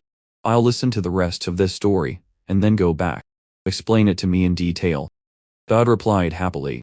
Thank you for your consideration. Revealing too much would be troublesome. She put one hand in her pocket and used her power to conjure a flame with the other. God held the flame in her hand and said, "Instant, I'll give you this skill." Then she threw the flame directly at Ji-woo, much to his confusion. God's face was still unreadable as she explained the spell. The flame of all things skill. If you use this skill, you can see everywhere. He stared wide-eyed at the spell in his hand. The skill analysis panel appeared clearly. Skill flame of all things. You can see everything you want, regardless of location or character. The flame blazed in Ji-woo's hand, showing this scene from just now. This made his eyes widen in surprise. Meanwhile, in a place of just dust, sand, and fire, Su was coughing violently and vomiting a pool of blood. His entire body was drenched in sweat. He was using his shield to block the aftershock to protect Chun-Li. Su was so severely injured, but he could still joke. Damn it. The sky is so clear, why is there a dragon's breath? Then he couldn't hold on any longer and fainted, his heavy body falling face down on the ground. Chun-Li's eyes were wide with shock, frozen in fear. What is this? Her eyes couldn't even blink. A large, ferocious blue monster appeared, its eyes glowing, its mouth still breathing out puffs of white smoke. It was the Arctic dragon, Overpowered. The scene changed to another side. Only the wide-open mouth of Euros was visible. It screamed and pushed its face into Ji-woo's. What is that? Is he the king of the beastmen? This made Ji-woo quite curious. You know him? It replied obediently. Yes, boss. He is the Arctic dragon Overpowered, one of the 8 great dragons. Ji-woo, still holding the flame, was intrigued. The 3 great dragons. Heroes excitedly explained. The 2-headed dragon Euros, the Arctic dragon Overpowered, and the supergiant dragon Galado in Chronolife setting. It is the strongest 3-headed dragon. Ji-woo seemed very naive about monster types. Except for you, they've never heard of the other names. It wasn't surprise. That's understandable. Those 2 monsters weren't supposed to appear for a long time anyway. This led Ji-woo to a harsh reality. A long time. So they're stronger than you. It gave him a wry smile, and then proved something. Of course, boss. They fought one-on-one with them all before. Among the 3 of us, I'm the strongest. Riros emphasized it again. In short, the important thing is that Overpowered is the 7th sin, the sin of greed. Hearing this, Ji-woo was suddenly startled, looking quite surprised. The scene changed. Chun-Li slammed her spear into the ground. She was trying to hold her ground. Damn it. The ancient beastman's boss is a dragon. Her face was covered in dirt and scratches, but it couldn't hide her beauty. But our equipment is also from the dungeon of the mighty dragon Euros, yet none of it can take it down. Chun-Li held onto the hope of victory against the ferocious monster. Even if you kill us countless times, we will revive and continue to fight, determined to avenge the Guardian. Overpowered glared at her. The sky suddenly lit up as if with white fireworks. It was so bright that Chun-Li had to shut her eyes tightly. She finally opened her eyes. But what strange thing was this? In front of Chun-Li was some kind of monster, or mutant, twice her size. It spoke in a horrifying voice. Rose. Why are these insignificant humans saying his name like that? Aventador was talking about someone. So you've settled in the southern continent, my dear brother Eros. At this time, Jiwoo and Eros witnessed everything from another place. Jiwoo turned to question, you and him are brothers. Oh, who is that? It replied indifferently. I'm an only child. The beautiful Shanli on the side also gave a disdainful smile. She spoke out, criticizing, even monsters are being sentimental, and even transforming into human form. Transforming into human form was actually quite advantageous for Shanli. She confidently warned, but because of that, my spear can now reach your neck. With that, she took a step back into a ready stance. Shanli held her spear and frantically attacked her target. Regardless of whether the opponent was strong or weak, she fearlessly thrust straight at Aventador's neck. Tornado spear. Powerful whirlwinds twirled amidst the tense battle. Shanli smiled suavely, certain of victory. All right. The beastman replied with a disdainful smile. Truly insignificant. Aventador didn't even consider her a threat, not worthy of his attention. By the time Shanli realized it, it was too late. However, the brave posture of the female knight was still a beautiful image. He still looked down on her. You only touched the sun reflected in a puddle and thought you touched the sun itself. Aventador's face became even more venomous. Even if you could touch me, you would never be able to reach me. Shanli's eyes now showed sheer terror. Just then, strange purple tentacles grew from his pack. A few drops of liquid fell out. It was about to act. Each tentacle immediately shot forward, piercing straight through Shanli, despite her struggles and screams. Sarang, at the head of the city, witnessed this scene in utter horror. She couldn't escape her surprise. Her jaw agape. Abracadabra, who had just climbed the mountainside, also witnessed the scene. Hakai also couldn't escape his surprise at the sight. That skill. He smiled greedily, drool dripping from his mouth. Aventador proudly beat his chest, full of confidence as the strong one. I am the Arctic Dragon Aventador, breed in gluttony among the 7 deadly sins. Now, 3 tentacles lifted Shanli's entire body, suspending her in mid-air, and draining her strength. Jiwoo, in another dimension, was also surprised. He broke out in a cold sweat and exclaimed, greed and gluttony. This made Jiwoo doubtful. I ain't already killed gluttony. But it has 2 of the 7 deadly sins. Eros wasn't sure about this either. I don't know. He was clearly just greed before. So Jiwoo shouted loudly, calling for God. Hey, what's going on? She pouted, annoyed. How dare you call a god huh? God smirked and sighed. Well, I can't help it. I still want to keep it a secret. She reminded Jiwoo of their earlier conversation. Do you remember what he said at the beginning? I called you here to create karma. Then God smiled slyly and snapped her fingers. Instantly, an hourglass appeared before them, falling from the sky with a crash. Both of them stared at the giant object. God stood before the hourglass and posed a question. The main quest in Chronolife is the 7 boss monsters corresponding to the 7 deadly sins. What is the reason for their existence? She spoke mysteriously and cunningly. Their mission is to create their own karma. God began to tell the story of the monster Eros, when it was still in its large, fearsome form. It killed countless people. The arrogant Eros had long since created enough karma. She continued the story. The enraged Yuppie also created enough karma before he died. The number of people who fell to his sword is countless. And the story became more and more intense. But gluttony Eros was killed by you too early, before creating enough karma. So, Aventador inherited the sin of gluttony, because he is currently the most suitable boss monster for this sin. Then God laughed loudly. Actually, to be honest, I never anticipated that Aventador would carry 2 sins. The sin of greed is a special one, isn't it? She tapped the giant wooden hourglass next to her, and explained its function. This is the hourglass of karma. When the sand fills up, it means enough karma has been created. Jiwoo interpreted it in his own way. So every time the 7 deadly sins create karma, sand is formed. What exactly is it creating karma? And what is that sand, anyway? God showed another sinister face. The corner of her mouth couldn't help but rise. You're asking the obvious. The effect of this hourglass was terrifying. Of course, each grain of sand is a human life. The scene changed to another space. Hakai hurriedly shouted, all units, switch to defense. Aventador's tentacles shot out in increasing numbers. They aimed straight for the soldiers. The archers who had witnessed everything were in a panic. They tried to dodge the tentacles and flee as quickly as possible. Suddenly, Aventador's eyes glowed with a strange green light. Absorb. After he spoke, all the soldiers hit by the tentacles dissolved into dust. The system's chime rang out. Absorbed opponent's level. Absorb opponent stats. Hakai watched his soldiers disappear one by one, helpless. Damn it. What are they? Don't just stand there. Get out of the way. His eyes widened as he saw things spiral out of control. A tentacle had reached his right side. It pierced his waist, giving him no chance to resist. Blood trickled from his mouth, his whole body rigid. Damn it. Abracadabra was standing on the cliff with her staff. Seeing the scene, she screamed in terror. Ah, Hakai.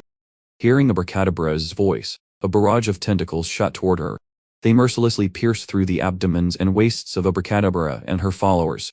In an instant, the cliff that had been full of people was now just dust. Aventador stood amidst the dust, listening to the system's announcements. Absorbed opponent's level. Absorbed opponent's stats. His eyes glowed with killing intent. He laughed loudly. A ridiculous bunch. The weak humans of the southern continent. His subordinates, hearing this, cheered and flattered him. Lord Aventador. As expected, the whole mob rushed to praise their master. Among the rabble were wild boars, owls, all shouting Aventador's name. A rayon and a bear also tried to roar his name. Aventador. A vast area filled with thousands of beastmen of all shapes and kinds echoed with a single name, Aventador. Amidst the massive beastmen, two small human figures were mixed in. One was Han, holding two daggers, her face extremely tense. The subordinate behind her shouted, "Captain." At this rate, the balance of the war, which was so hard to achieve. In the fading twilight, it was shattered in a short time. Those defeated by Aventador lay strewn across the ground. However, the players had a chance to win because players could die and revive. The image of Aventador, gruesome purple tentacles appeared, symbolizing danger and death. But now, the players absorbed by the gluttony skill could not revive. Ong bit her lip hard, sweat rolling down her face. This had a huge impact on the war. She shouted, trying to stabilize the soldiers' morale. Commander-in-Chief Hakai is dead, so the vice commander will take charge of this battle. Everyone, don't panic. Continue to focus on the fight. The war has only just begun. Hearing Hong's firm and reassuring voice, the injured soldiers tried to get back up. We still have the advantage in numbers. But be on high alert for gluttony's attacks. The surviving archers on the cliff also got up. If a comrade next to you is pierced by his tentacle, kill them before they are absorbed.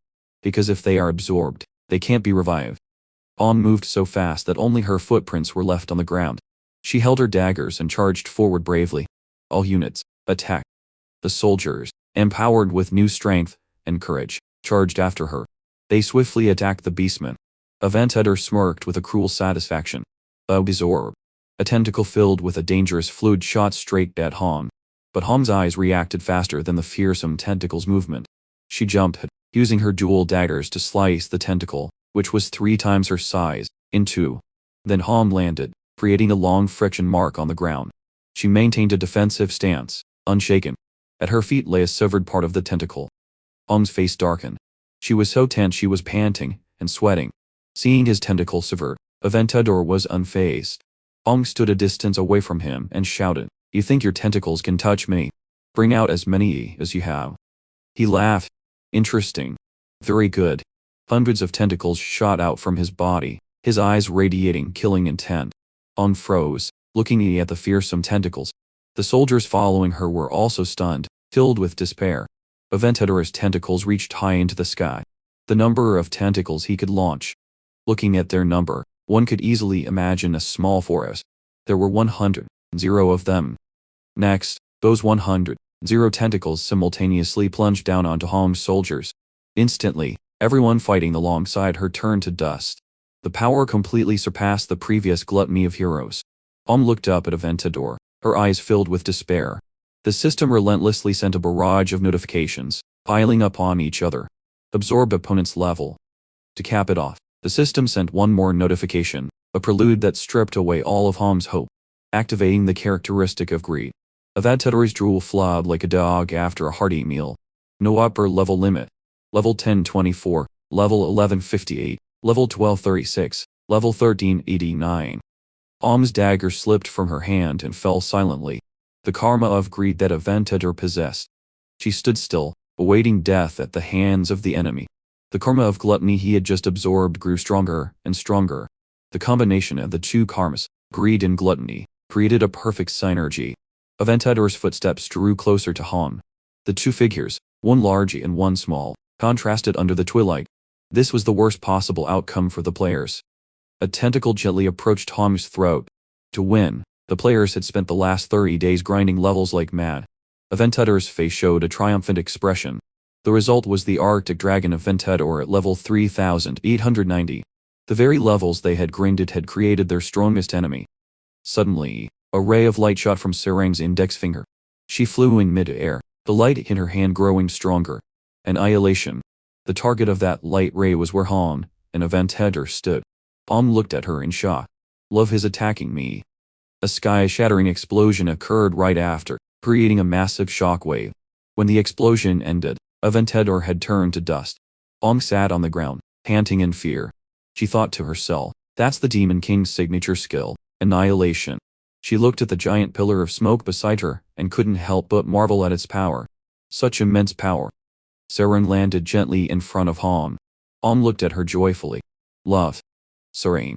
Sarang's face was stern. She stood with her back to Han, her whole body glowing in the twilight. Han ran toward her, praising her endlessly. That was amazing.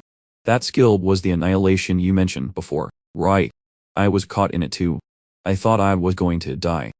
Sarang glanced at Han, her face cold, now with a few deadly glints. If that's the case, then there's no other way. Hearing Sarang's words, Han was so surprised she let out a ho. Sarang continued to walk away from Han. Get out of the way. Sarang's eyes lit up, her face cold as if it was no surprise that the enemy was still standing after her powerful attack. My last attack had no effect on Aventador at all. As she said, amidst the swirling dust, Aventador still stood firm as a mountain. He smirked, his eyes emitting a demonic green light. His entire body was covered in crisscrossing scars and strange tattoos. I can't fight and protect you at the same time. The enemy is too strong.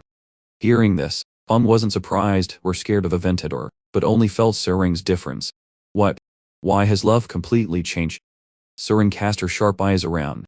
On one side, beastmen like grasshoppers and bears were staring at her.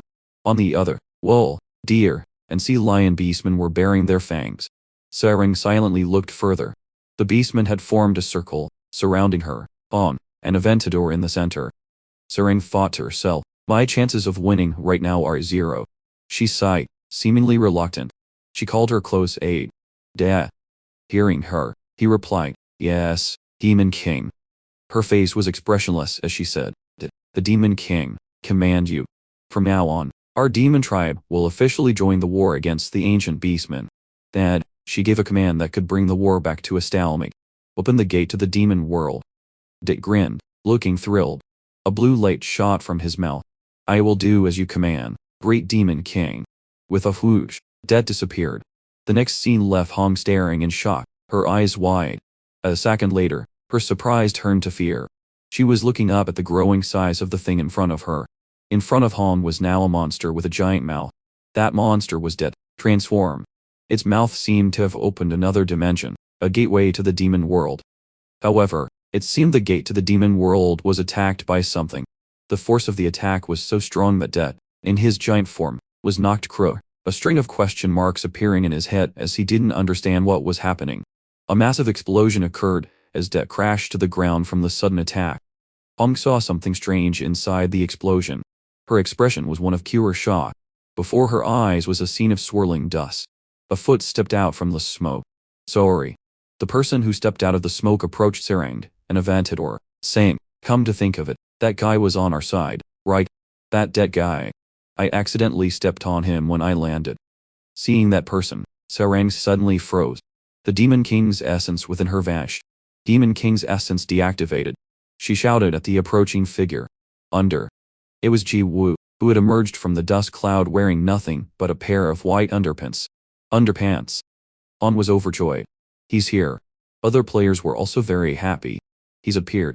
The spectators of the battle were also delighted. Ji Woo's face was stern and angry. The hero.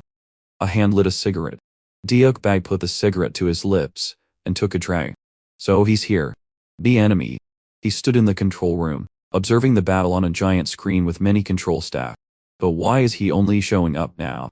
I thought he would disrupt this war from the very beginning, but he's only just appeared. He held the cigarette, pondering. Could it be because of that person? The scene changed to another dimension. Ked was leaning against the giant hourglass. She crossed her arms and smiled mysteriously. Bao recalled her conversation with Ji Woo. Well, you can go now.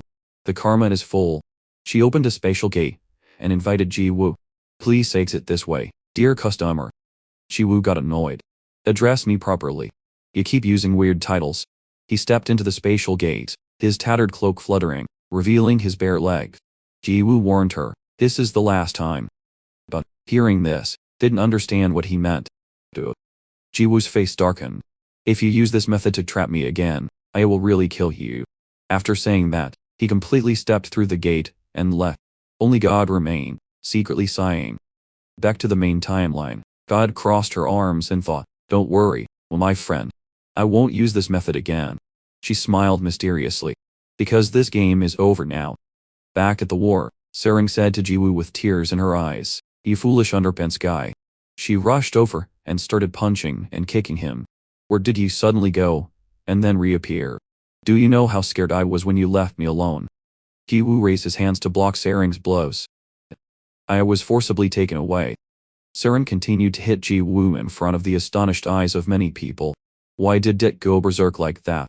And he even called out the demon tribe. Ji Woo could only cover his head and take the blows. I'm sorry.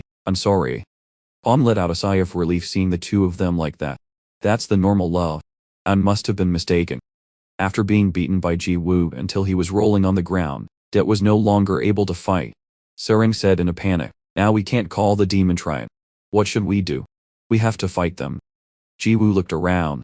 The beastman in front of them looked overwhelming. Aventador still stood with his arms crossed, patiently waiting to see what they would do next. Ji Woo suddenly smirked, a disdainful sound escaping his lips. He gently patted Serang's head. Don't worry. You just need to stand and watch. Leave the rest to me. Seranan was moved by his gentleness and reliable appearance, her face blushing. Ji Woo walked alone to face Aventador. He and the beastman stood opposite each other in the twilight. Ji Woo's face was stern, his information panel below showing level 999. Aventador sneered, his information panel showing level 3890. Diuk Bai held a cigarette in his mouth, excitedly watching the unbalanced match. He said, finally, they meet. His face was full of excitement. The strongest player in Chronolife history and the highest level monster in Chronolife history. The two characters, one human and one monster, now stood facing each other under the setting sun. Sering stood behind, waiting nervously, her face unable to hide her panic.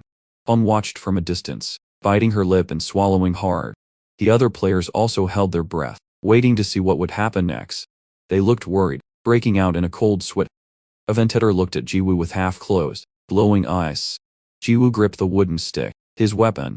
Ji Woo's body was smooth and white, wearing only a pair of underpants. The beastman sneered. So you've come down. An insignificant human like you dares to stand before me. He began to recall a time before. He stood on a high cliff. The Arctic dragon Aventador, an eternal being. Below the cliff, millions of beastmen cheered for him. The leader of a million ancient beastmen. The 7 deadly sins of greed and gluttony. Aventador laughed loudly. I am the being who will become the king of this world. But what is this pathetic situation? An insignificant human wearing underpants is blocking my way. He was in the middle of speaking when he had to stop because Ji Woo had silently raised his wooden stick. But Aventador still roared. I will tear off your limbs and feed you to the beasts. Suddenly, Ji Woo stopped the wooden stick right at Aventador's neck. Annoying. Too loud. Aventador felt disrespected. What? You call that an attack? But before he could finish his sentence, a blow from Ji Woo landed, distorting his face. A spark erupted powerfully from the blow. The terrifying flame shot out beyond earth. The beastmen all gasped in astonishment. Aventador had now collapsed to the ground. One side of his body was shattered. Aventador roared in pain, the other part of his body burned to a crisp. He couldn't believe he was defeated with just one blow. But Bai, who was watching the fight, was so shocked that he dropped his cigarette. Sereng's face also turned dark as she witnessed the unbelievable scene. Palm was also frozen, sweating profusely. The other players were speechless, their faces blank. jaws agape in disbelief. Even God in another dimension could only force a smile. Jiwoo's face was full of veins, and he said angrily, "That bastard fucks too much." He recalled his meeting with God and the system notification. The game company as well. The northern continent is currently an unattacked area. Please come back later. He had grabbed God's collar. And this self-proclaimed God too. Anyway, there have been a lot of annoying people lately. Returning to Aventador, Jiwoo gritted his teeth and said, "That's right. It's great to see you get hit, you bastard." Aventador was stunned. Did I just get hit? His face was now filled with utter terror. Blood from his nose, mouth, and wound flowed like a waterfall. Now, Aventador looked much smaller than Jiwoo as he knelt before him. He coughed and vomited a pool of blood. Jiwoo just glanced down at him coldly. Suddenly, Jiwoo knelt on one knee before him. He slowly opened his mouth and asked, "Hey, does it hurt?" Aventador was angry. "What? An insignificant human like you dares?" Jiwoo's face turned into an impossibly smug grin. "It must be tough being so resilient, right? You wretch." With that, he punched Aventador hard in the face, making him spit blood. The punch was so strong that Aventador flew into the air, spinning. "Painful." He kicked the beastman hard in the stomach, repeating the word, "painful." Then Jiwoo continued to sneer and land blows on him. "Painful." Aventador took every hit. "Painful." He hit the beastman's butt. "Painful." Aventador blushed and cried out. It looked very strange. Sarang stood to one side, watching Jiwoo hit Aventador while saying, "Painful, painful, painful, painful." She turned pale. Underpants' cruel mode. A beastman had recovered from the shock and shouted. The beastmen all charged forward. Quick! Assist Lord Aventador. They ganged up on him, with only Jiwoo facing them. The hand that was about to punch Aventador again suddenly stopped in mid-air. Jiwoo's lips curled into a devilish smile. He pulled the wooden stick from his underpants. "Here it is. This is it." Then he got into a fighting stance. His eyes gleamed with excitement. "I've been waiting for this moment for a long time." Jiwoo alone faced the giant army of beastmen, but he didn't flinch. He whipped his stick, devastating them like a god of war. A huge fire blazed, burning up a large area of the sky. The beastmen burned in the fire, screaming relentlessly. The fire burned the forest and mountains, rising to the blue sky, dyeing it a fiery orange. The beastmen, who were about to advance, were terrified by the fire. What is this? Impossible." A beastman suddenly turned to look at him. But before he could react, he had already charged at the beastman. In the beastman's eyes, there was only the image of Jiwoo. Jiwoo's face was like a crazed demon, his hand holding the wooden stick ready to swing. He hit the beastman once, and it collapsed. The other beastmen were provoked and also wanted to charge. "You arrogant human. How dare you charge straight at us? Die." Jiwoo was silent for a second, his face turned away, his expression unreadable. Then he turned back, a crazed, devilish smile on his face. The beastmen who were about to charge were scared to death by him, screaming and crying. Aventador was still kneeling on the cold ground. Behind him were the desperate screams of his subordinates. Help! A crocodile beastman was struck down right next to him. That beastman had lost an arm and could only whisper, "Please. Forgive me, Lord Aventador. We are not strong enough to fight that demon." A tear rolled down the crocodile beastman's face. "Forgive my weakness," he sobbed. "If we were even a little stronger, we could have helped you." Aventador remained silent, his head bowed as if he had lost consciousness. His eyes were just a black void. The beastman continued, "Aventador, I have a favor to ask you." Under the setting sun, his plea was earnest and full of regret. "Please, devour us all and absorb us." Aventador spoke with a faint consciousness. "Do you know what that means? After being absorbed, you will not be able to reincarnate until you die." The crocodile beastman's hand trembled. "We all know very well." Unbeknownst to them, thousands of beastmen had knelt before Aventador.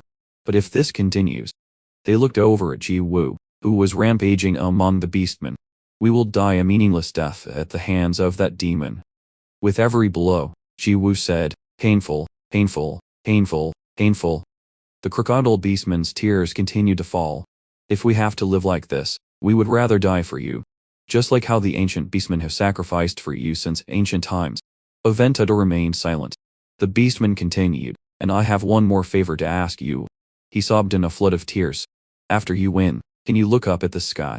The sky was still a brilliant sunset. Please sing a victory anthem so that we in the heavens can hear it.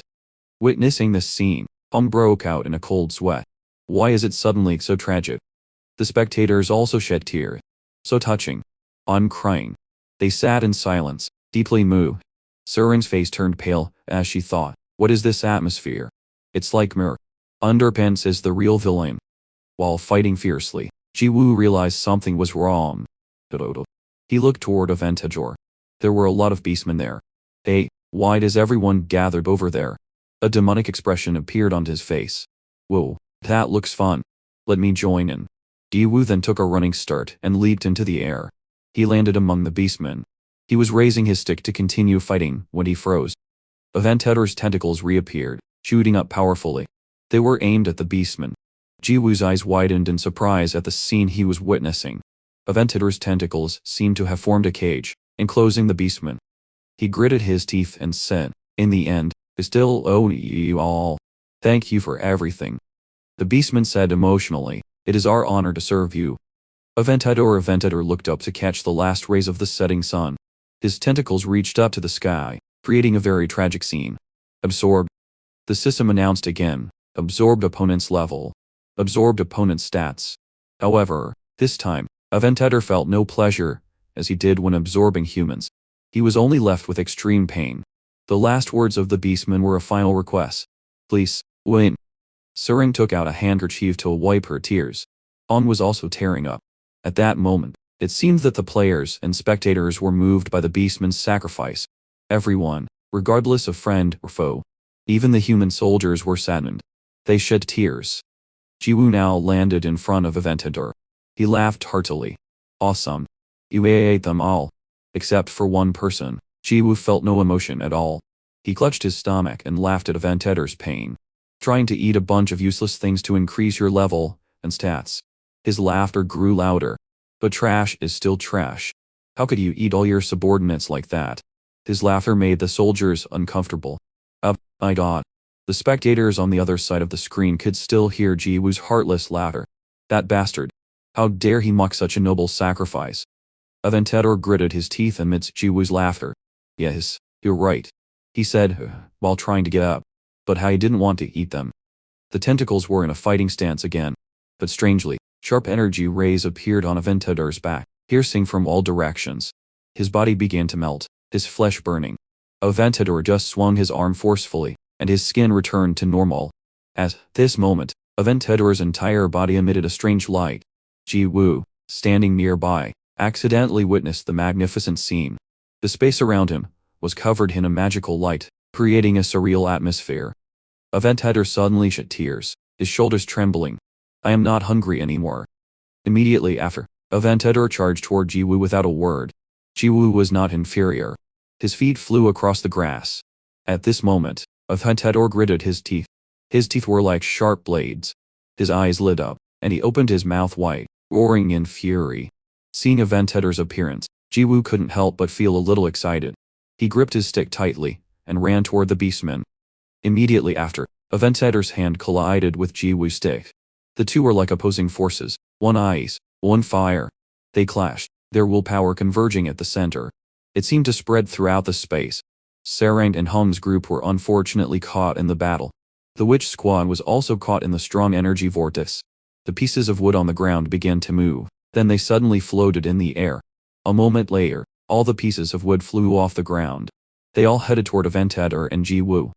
Suddenly, blood gushed from the beastman's mouth, while Ji-woo was completely unaffected. The two were still in a defensive stance against each other.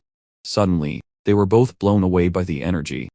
After the battle, Aventador was covered in injuries. One of his arms was severed. Despite this, Aventador refused to give up. He gritted his teeth in fury. In a flash, Aventador's arm grew back to normal. He had used regeneration. It was the skill of the ancient monster lizard, a hidden skill similar to the healing factor, the super regeneration skill. Gluttony, upgraded by the 7 deadly sins of greed, could even absorb the opponent's skills. At the same time, Aventador, with intense fury, charged toward Ji-woo. He punched straight through Ji-woo's stomach with his bare hands. Witnessing this scene, Sarang seemed frozen. The group on the other side of the screen was also astonished. Aventador had absorbed 1,000,000 ancient beastmen. That meant Aventador had absorbed the skills of all the beastmen. He decisively pulled his hand out of Jiwoo's stomach. Jiwoo's whole body began to sway. He breathed with difficulty. Furthermore, Aventador was also a unique dragon beastman. Then he continued to fight back, revealing his sharp claws. Aventador was like a high-level predator at the top of the ecosystem. However, facing his attack, Jiwoo just stood still and took it. He suddenly activated the hidden skill healing factor. The injured area on Jiwoo's stomach gradually healed. A moment later, he easily regenerated the damaged part of his body. Jiwoo smirked contemptuously. Is that all? With that, he didn't hesitate to hit Aventador hard on the head with his stick. A spark engulfed the beastman's head. Aventador coughed up blood relentlessly, groaning in pain. Aventador tried to endure the pain by biting his teeth hard. He fought back against Jiwoo. Suddenly, Aventador froze, his eyes showing panic. Because Jiwoo had disappeared.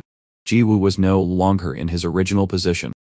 At the same time, a series of fire streaks surrounded the beastman. Aventador's face became extremely bewildered. Just then, a spark from behind shot through his body.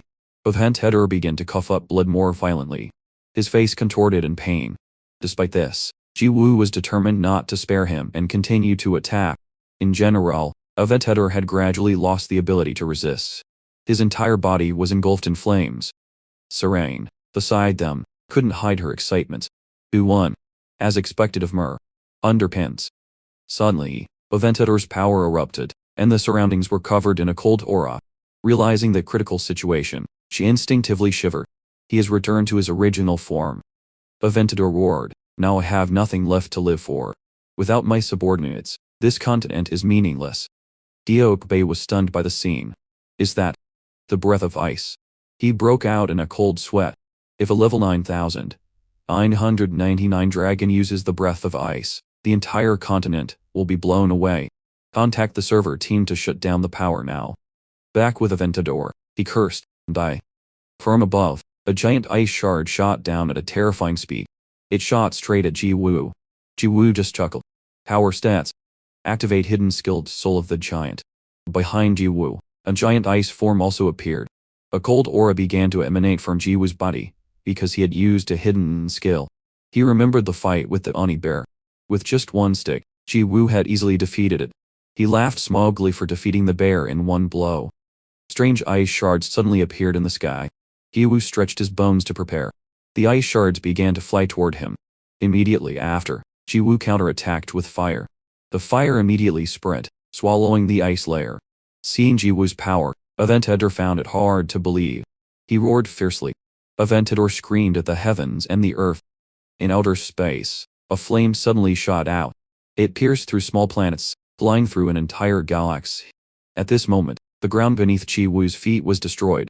He casually lifted his stick to his shoulder with a smug look. Jiwoo smiled smugly. Let's see. There's only one left, right? He looked up at the vortex in the sky. The 7 deadly sins of envy. At the same time, a figure flickered in the dust. Serang appeared with a bright expression. She kept praising Jiwoo. As expected, you're here, my adorable #1 subordinate. He smiled with joy. At this moment, Serang unconsciously looked in the other direction. Aventador's body suddenly moved. She became suspicious. Aventador is still alive. Jiwoo immediately denied it. He looked up at the beastman and said firmly, he looks like that, but he's dead. On this side, Aventador was constantly grimacing, breathing with difficulty. Jiwoo signaled. Class president, step back. He might have a final burst of power before he dies. Hearing this, Serang quickly moved back. Jiwoo stood opposite Aventador, his eyes always following the beastman's movements. The corner of Jiwoo's mouth curled up slightly. Still a lie. As expected of a level 9,999. Aventador tried to force out his words. I admit defeat. Me, human. Hearing this, Jiwoo became angry. Even if you didn't say it, I was going to. A loser dares to give me orders. With that, Jiwoo raised his stick high. Rest in peace. When people face death, they often remember their painful past. He was the same. Aventador's whole body began to tremble. He remembered his fallen comrades in pain. At this moment, Jiwoo's stick was about to touch the top of Aventador's head. This time, he remembered how his comrades were attacked. Thinking of this, Aventador couldn't help but shed tears. "I'm sorry for everything." Back in reality, Jiwoo suddenly stopped.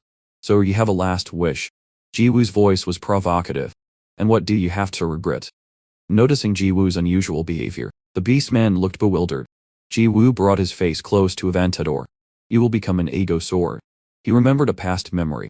A monster had mentioned something. "Boss, have you heard of Ego sword?" At that time, Jiwoo was also confused. "What is an ego sword?" It quickly explained. "Simply put, I will become the boss's weapon, leaving behind my body, and only my soul remaining." At the same time, Uros was suspicious. "Boss, why are you suddenly talking about ego sword?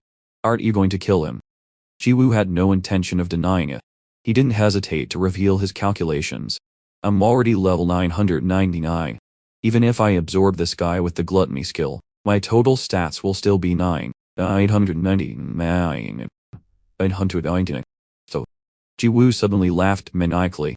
"So, wouldn't it be more interesting if he became an ego sword like you, Rose?" Hearing this, Aventador immediately erupted. "What? Dude?" He had a bewildered expression. "Brother Heroes. I felt your presence but kept denying it. Have you become this human's dog?" It hesitated for a moment and then nodded. Receiving the answer, Aventador suddenly burst out laughing. The pride of the two-headed dragon Eros is gone, standing at the feet of a lowly human. His face was filled with indignation and determination. "I refuse. I would rather die without reincarnating than live as a human's dog." The system announced Aventador refuses to let you collect his soul. Jiwoo just smiled and sighed. His voice was low, his expression sad but calm, as if he had been prepared. "Alright, I won't force you." Jiwoo scratched his head in confusion. A bit shocked. "I didn't expect to be rejected." At Jiwoo's strange behavior, the beastmen couldn't help but feel a little surprise. Jiwoo gave up. "Well, then, to soothe my wounded heart, I will leave the northern continent tomorrow." Every word he spoke was slow but full of killing intent. "The race that lives here is the ancient beastmen, right? I will kill you all to recover my spirits." Jiwoo screamed maniacally. He kept repeating the word kill. Jiwoo's voice was like a roar from the abyss, his eyes filled with threat. "Kill. Never stop. I will personally annihilate you until you beg me." He paused for a beat and then lowered his voice, as if hissing through his teeth. "Then I will skin them, stuff you, and use you as street decorations." Aventador looked straight at Jiwoo with contempt. "You filthy, despicable human. Are you threatening me?" The corner of Jiwoo's mouth curled into a contemptuous smile. "Threatening? What threat?" His eyes locked on Aventador as if to pierce his soul. "Understand now." Every word of Jiwoo's was like a knife sliding down Aventador's spine. "That's right. I am threatening you." His eyes widened, scrutinizing every movement of his opponent. "So what are you going to do?" The group on the other side of the screen couldn't help but feel terrified. "That guy is so evil." Eros, beside them, was no less concerned. "Listen to me, like I did." Faced with Jiwoo's threats, the beastmen hesitated. Aventador remembered the scene of his subordinates sacrificing themselves one by one. He frowned, his expression full of thought. Aventador sighed softly, as if all his internal conflicts had been resolved. "I understand. I will become an ego sword. Please do not disturb my subordinates." Immediately after, the system transmitted information. "Aventador has agreed to let you collect his soul. Will you accept this quest?" Jiwoo smiled with satisfaction. "You bastard, you should have said so earlier." At this moment, Eros stared into Jiwoo's eyes. "But boss, where are you going to put his soul? One piece of equipment can only hold one soul." Jiwoo looked confused. He shrugged indifferently. "So the wooden stick won't work? Well, then, it can't be helped." Immediately after, Jiwoo opened his arms toward the beastman. His eyes slowly turned monstrous, the smile on his lips like a monster luring its prey. "Come here, wait Daki." Aventador's body stood still, as if frozen. He became wary. "Let me think for a moment." Despite this, Jiwoo decisively grabbed Aventador. "Stop talking, and let's go." Immediately after, the system announced that he had been defeated. Aventador's soul had entered Jiwoo's underpants. His body could barely control itself, twisting in ecstatic excitement. That appearance of Jiwoo was seen by Sering. She suddenly froze. At the same time, an iron chest fell on Sering. Was also lucky enough to receive a similar item. Almost everyone received a reward after completing the main quest. With a slight twist, the lid popped open. She looked inside excitedly. What's the main quest reward? Sarang's whole body suddenly froze, her eyes also wavering. She stared blankly at the snowflake. This is 1,000-year-old crystallized bone. The surrounding scenery seemed to freeze. Enter the northern continent, a forbidden land until now. The reward for completing the main quest, Ancient Beastman Invasion, has allowed users to enter the northern continent. The leveling of high-ranking players, which had been stagnant, will have a new map to explore. This event will increase their interest in adventuring in the forbidden land of the northern continent. The connection rate of Chronolife players has increased even more than before. Jiwoo excitedly put the item in his mouth. He decisively bit off the 1,000-year-old crystallized bone. Jiwoo didn't chew but swallowed it whole. You have absorbed the 1,000-year-old crystallized bone. You have now adapted to the cold of the northern continent. He quickly confirmed with the system. Great. I can go now, right? Jiwoo was still frustrated about being blocked from entering the northern continent. He couldn't contain his excitement and shouted, Northern continent. And so the war with the ancient beastmen ended, but their journey to the northern continent is a story for later. The scene changed to a luxurious, modern palace-like building. Stepping into the living room, the sunlight created a warm feeling. The scene gradually moved through every corner of the house, revealing a separate room. At this moment, Jiwoo had logged out of Chronoli. He immediately took off his headset and stretched. Jiwoo looked at his phone screen. 2:38. Still early. At the same time, the phone in his hand vibrated. Jiwoo clutched his stomach, his voice drawn out in a pitiful wail. So hungry. Suddenly, a familiar voice spoke up. Ah moi, you're done. Luna suddenly appeared. Good timing. I'm just finishing preparing the food. Come and eat. Luna appeared with a happy and radiant expression. Jiwoo's face showed a flicker of surprise at first. This is delicious. You prepared all of this. He didn't hesitate to dig in. I'll eat well. A moment later, Jiwoo slammed his spoon on the table. His eyes suddenly darkened, his vigilance clear. You think you can get away with this? Jiwoo's voice was hoarse with anger and confusion. Who are you? Why do you always sneak into other people's houses? I'm taking you to the police station. At this, Luna smiled, her voice nonchalant, as if it was nothing important. Ah my, you're done eating already. Luna looked at him with gentle eyes. You do everything so fast. She shrugged slightly, her eyes never leaving Jiwoo.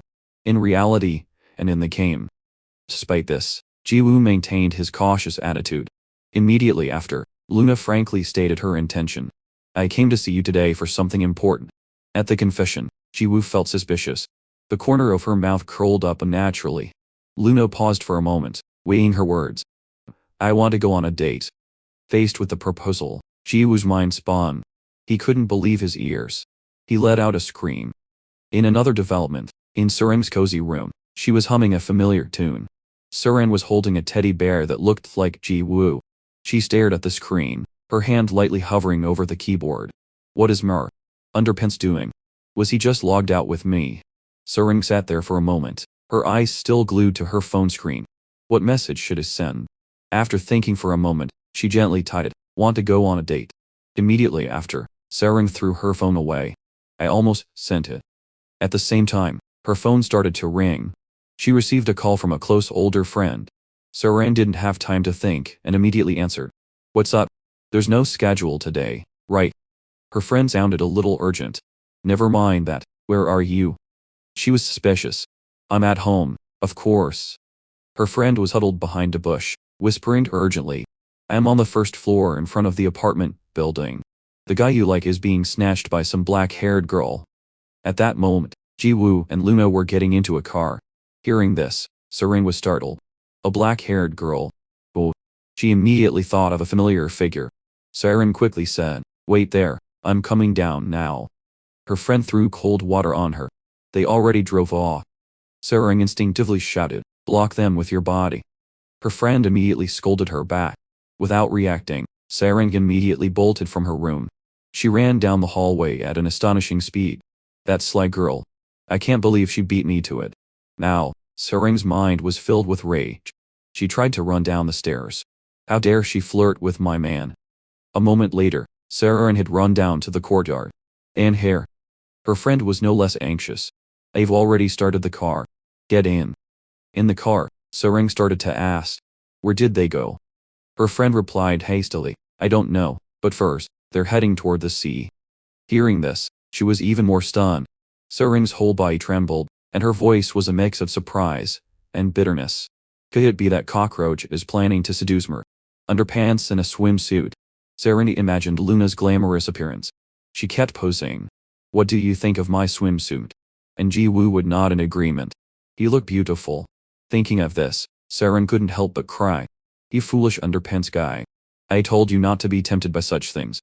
Her friend quickly put on her gloves. Don't worry. That cunning girl won't have a chance to take out that swimsuit. Her eyes were glued to the shiny car speeding down the road. A sports car. I'll catch up in no time. As soon as she finished speaking, her friend floored the gas pedal. The wheels screeched on the pavement, and dust filled the air. Their car weaved through traffic. At the same time, Ji-woo's car was moving very safely. They both sped down the road. Luna looked around excitedly. Her eyes looked up at the clear blue sky. The weather is so nice. The sky and clouds are so beautiful today. However, Ji-woo just stared at Luna with a skeptical look. Backtracking a few hours to Ji-woo's building, her voice was gentle. That's right, I've always dreamed of going on a date by the sea. But Ji-woo immediately cut Luna off coldly. I don't want to go on a date with you. If you like the sea, go by yourself. Luna just bit her lip as if holding back. She decided to lay her cards on the table. Bruno is nearing its end. There's only one of the 7 deadly sins left, right? And since it involves you, I have a few things to say. It will be beneficial for you. But she added, think of today as a day off. Can you spare some time for me? A while later, the two had arrived at the beach. Luna couldn't hide her excitement. She could hardly take her eyes off the wonderful sight before her. The sea is so beautiful. Luna was now completely immersed in the sea. Luna's voice was sincere, but she couldn't hide a mischievous smile. Thank you. Underpants. Her eyes were full of gratitude. Thank you for making my dream come true. Faced with Luna's gratitude, Ji-woo stood motionless. In his mind, questions echoed. Why is this? The bright smile she gave Ji-woo then looked so different from this fake one now. And now, the memories he wanted to forget resurfaced. In a moment, Luna accidentally stabbed Ji-woo with a sword. She calmly watched him ready in pain. Luna's eyes were chillingly cold. It was so clear that it made Ji-woo tired. In a moment of hesitation, he spoke up. Are you satisfied? We've come to the sea, as you wish. Ji-woo took a step forward, his eyes sharp, his voice firm and decisive. Stop beating around the bush. Tell me now. What is the information related to the ending? Hearing this, she frowned slightly. Are we already at the main part? I still wanted to enjoy the scenery. Ji-woo's brows furrowed, and he snapped. What do you want now? Just tell me the information. I'll listen and go back immediately. Luna's eyes seemed a little disappointed. As expected, you do everything so fast. A few hours ago, she had repeated the same sentence. You do everything so fast, both in the game and in real life. At that time, Ji-woo had looked at Luna with an annoyed expression. She looked at him, her eyes no longer reproachful but full of understanding and acceptance. But thanks to that personality of yours, we were able to reach the end quickly. Luna's voice contained a deep sadness. You have always helped everyone. She looked at Ji-woo thoughtfully, her voice somewhat somber. Hero. Luna's voice was gentle, and a little hesitant. Can I ask you for a favor? Ji-woo frowned slightly, his voice a bit sharp. This is so annoying. What do you want now? Just say it clearly. At the same time, sparkling drops fell from above, followed by a series of tears falling on the cold ground. She was still standing there, but her eyes were filled with tears, her face wet. Witnessing the scene made Ji-woo freeze. Luna just looked at him with her eyes. Please save me too. Seeing Luna cry, Ji-woo's heart felt as if it was being squeezed. He could only look at her and gape in amazement.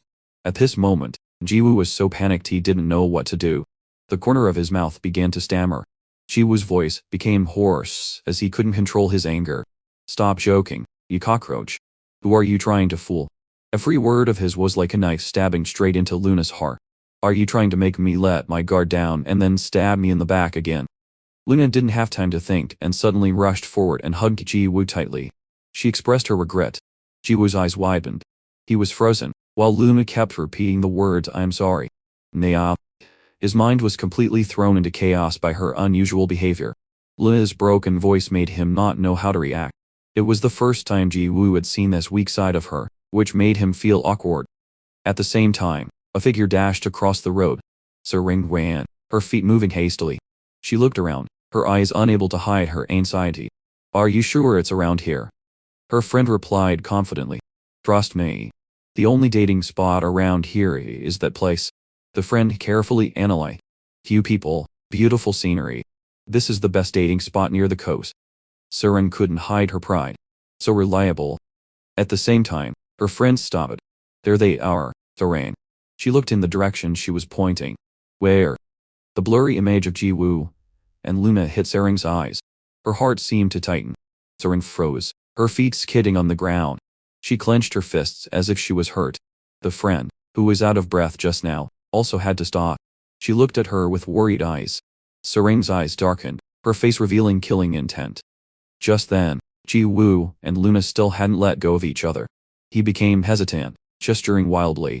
"Hey, cockroach. Luna, is something wrong?" Ji-woo looked at her, still trembling. "What do you mean you want me to save you? Be more specific." Suddenly, a thought occurred to him. Could it be that Luna's actions all this time have a hidden story behind them? Is her cheerful demeanor also just an act? At this moment, Luna gradually let go of Ji-woo. Her shoulders shook slightly, followed by a giggle. Luna couldn't help but laugh out loud. "You were fooled, weren't you? Simulating a villain's story." Her eyes glanced at him, as if enjoying the bewilderment of a trapped prey. "Have I cleaned up my image? I looked very innocent just now, right?" He was still standing there, motionless. Not because of surprise, but because he couldn't believe it. Many doubts arose in Ji-woo's mind. Was that a lie just now? He looked at Luna with a wary expression. Isn't her smile now? Ji-woo's breathing became heavy, and he unconsciously bit his lip. His attention was still focused on her. "Hey, Luna, have you been alone all this time?" At the same time, Sereng's terrifying face hit his eyes. Ji-woo flinched back. "Oh my god, class president." She let out a ferocious roar. "No. Underpants. What are you doing?" Faced with Sereng's questioning, Ji-woo was slightly terrified. "I'm not doing anything." Despite this, she wouldn't let him go. "You're lying." You two were hugging. Ji-woo's whole body unconsciously shivered. So scary. The friend on the other side nodded with satisfaction. "Good job. Corner him." Just then, she made a suggestion. "Underpants, give me your hand." Although he didn't understand what was happening, Ji-woo still held out his hand. "Like this." Sereng spoke in a cold voice, both hands, up over your head. Hearing this, he immediately complied, putting both hands on his head. She nodded with satisfaction. "Good. Stay like that. Don't move." Despite this, Ji-woo was so tired he was trembling. Why is this happening? In a flash, Sereng rushed into his arms. Ji-woo's eyes widened, his face showing surprise. At this moment, she buried her head in his chest without a word. Witnessing this scene, the friend was shocked. Luna, beside them, also didn't have time to react. At the same time, Sereng whispered, asking him to put his hands down. She said with a shy voice, "One hand on my head and one on my shoulder." Faced with her guidance, Ji-woo was confused. Head and shoulder. Isn't that a hue? Sereng immediately shouted, "It's an order from the class president. Don't argue." Ji-woo's face gradually turned red with embarrassment. Then he slowly placed his hand on her shoulder, the other hand gently stroking Sereng's head. Like that, the two hugged each other awkwardly. She could almost hear her heart beating, and even Ji-woo felt the same. At this moment, Sereng turned to Luna, then she smiled triumphantly. Luna could only bite her lip in frustration. Immediately after, she spoke up, breaking the ambiguous atmosphere. "The brute, you wanted me to tell you some information related to the final chapter, right?" He immediately pulled back. "That's right." Sereng just gritted her teeth and looked at Luna. She gently stroked her hair. "There are two things I can tell you. The first is about an item." Luna led Ji-woo into the topic. "Fruit, have you seen the reward you received after completing the Yopi quest?" He nodded in understanding. "The reward that can turn you into one of the 7 deadly sins." In the previous playthrough, Ji-woo had met the conditions to change class to one of the 7 deadly sins. She immediately denied it. "That's the best achievement reward. What I'm talking about is the treasure box you received before." Hearing this, Ji-woo yawned. "I don't know what it is. I think I was too busy to open it." Sereng interjected. "There's nothing in it," she replied with annoyance. A common great earring. That's all for a main quest reward. The other players were speechless. Sarang said decisively, you even have to be level 500 to use it. Even if you're rank 1, you can't. Even after checking it carefully with appraisal, there are no other options, so I concluded it's just a normal item. With that, Sarang turned to blame Luna. Is that all the information you have? Aren't you ashamed? You lying cockroach. Despite this, she remained calm. Look at it carefully. I don't know about other players, but you two have definitely seen it before. Then Luna sneered. Prude hasn't opened it yet, so that's that.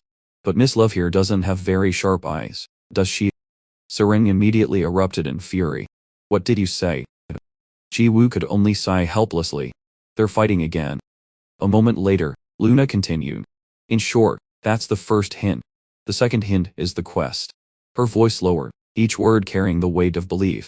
The changing of the master of the sky. You must stop it. With that, Luna returned to the car. I said what I needed to, so we'll be going now. Ji-woo stared after her blankly.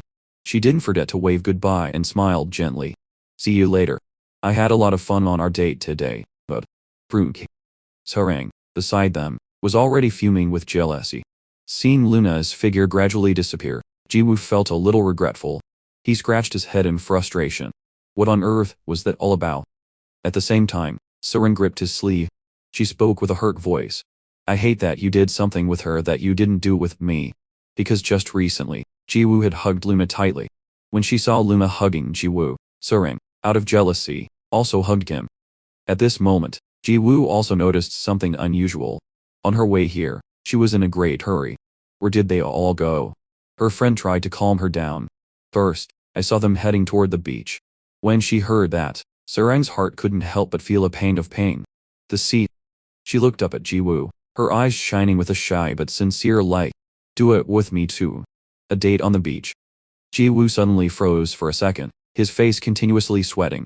After hesitating for a moment, Ji-woo had to compromise. Alright, let's do that.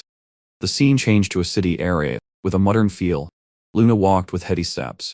At this moment, she was walking alone on the street. As Luna was walking, she suddenly froze. Her eyes tilted to a distant place, as if trying to hide unspoken thoughts. Luna's lips pursed gently but with restraint. She remembered her trembling form when she hugged him tightly. Then Luna decisively pushed Ji-woo away. She had no idea how happy she was when she was with him. Thinking of this, the corners of Luna's eyes drooped, her face sad. A thought flashed through her mind. If he had told the truth, he would have definitely helped, right? Luna's lips curled up slightly. She unconsciously remembered Ji-woo's shy appearance when he hugged Sarang, while she laughed triumphantly as if she were the winner. Luna just looked up and whispered to herself, so jealous. If only I could be that honest. Her eyes blurred, her eyelashes wet, unable to hold back the surging emotions. I'm a little jealous. The sun slowly set on the horizon, reflecting on the sea like sparkling flames. Sarang's feet touched the smooth sand, each step on the beach light. And Ji-woo was always following in her footsteps. The two walked side by side on the beach, their footprints imprinted on the wet sand. However, the atmosphere between them was full of awkwardness. In his mind, thoughts flashed by as fast as the waves. So awkward. We've been walking for 30 minutes without saying anything. Ji-woo secretly glanced at Sarang's reaction. What is class president Love thinking? Suddenly, she complained. Underpants, you must be disappointed that you didn't get to see what you wanted to see. Ji-woo's face showed clear confusion. What did I want to see? At this, Sarang became extremely angry. That cockroach's bikini. Ji-woo immediately retorted. Since when did I want to see that? Hearing this, she pursed her lips in dissatisfaction. Sarang's voice trembled slightly. I'm petty and jealous. She didn't hesitate to reveal her feelings. I don't like you going out alone with other girls. If we go together, I can reconsider. Sarang tried to confess the things she had kept hidden for so long. I wish you would text me more often. Calling sometimes would be nice too. You know that's the same leaf debate. It seems I don't like you separating cis-aim leaves for other girls at all. As for other girls' numbers in your phone, I could let about 10 slide. Ji-woo's eyes widened slightly, as if trying to understand her words. His forced smile couldn't hide his confusion. What are you talking about, Class President Love? I'm not your boyfriend. Do you like me? Sarang casually nodded, confessing, her cheeks gradually turning red. Meanwhile, Ji-woo was still lost in his bewildered smile. It was only then that he reacted. Jiwoo broke out in a cold sweat. Sarang seemed a little disappointed. You didn't know.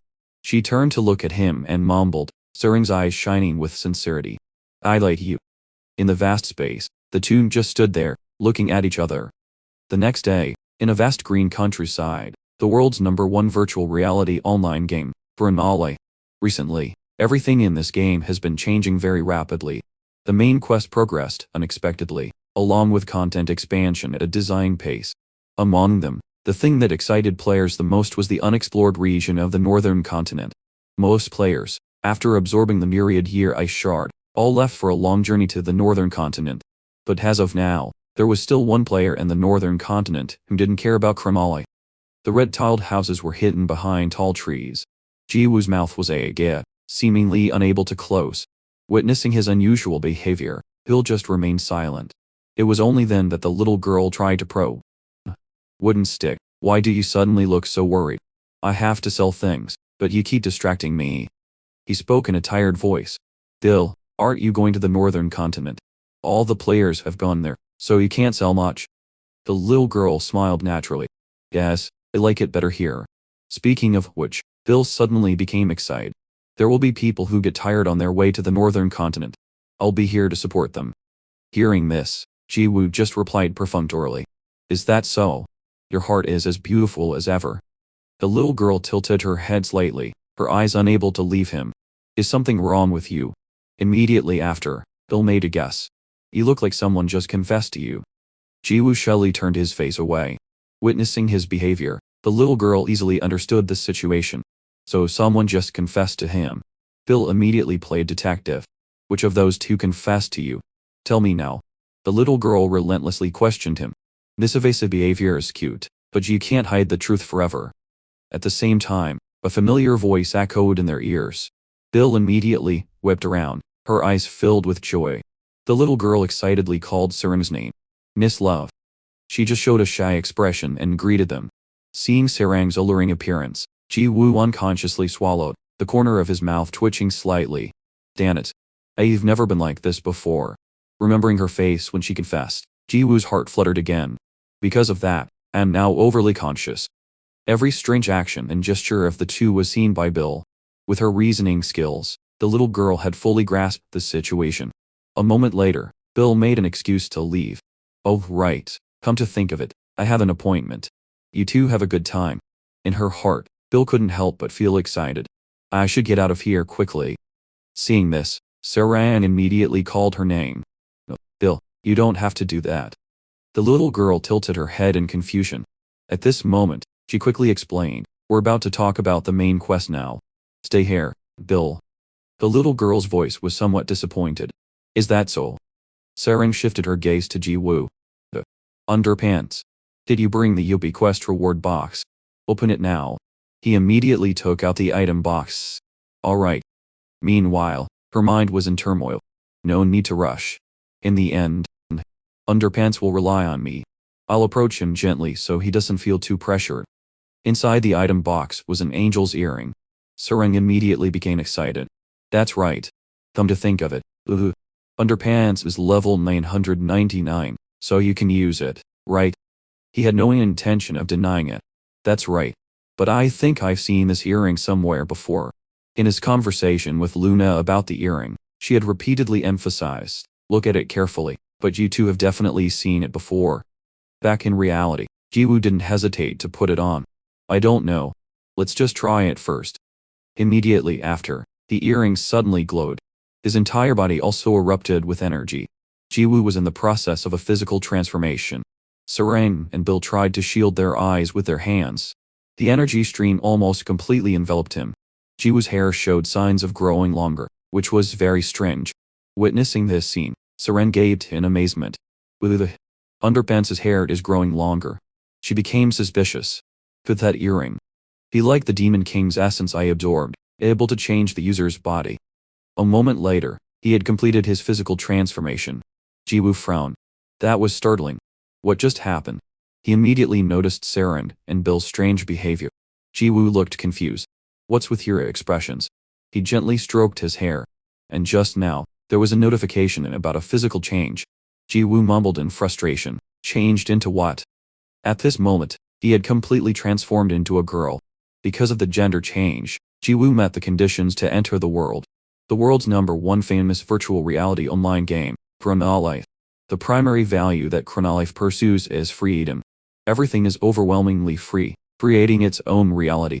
If you use a sword, skills related to swords will be created. If you use a spear, skills related to spears will be created. If you dig for grass or herbs, skills related to them will be created. If you chop wood or do carpentry, related skills will also be created. Skills can be learned through skill guides or skill books, except for special conditions. Through the IA server, skills are automatically created according to the player's actions. To date, the number of skills created in Chronolife has exceeded 10 million. Not only skills but also classes, levels, weather, and environment. Everything has reached a level of absolute freedom and has no limits.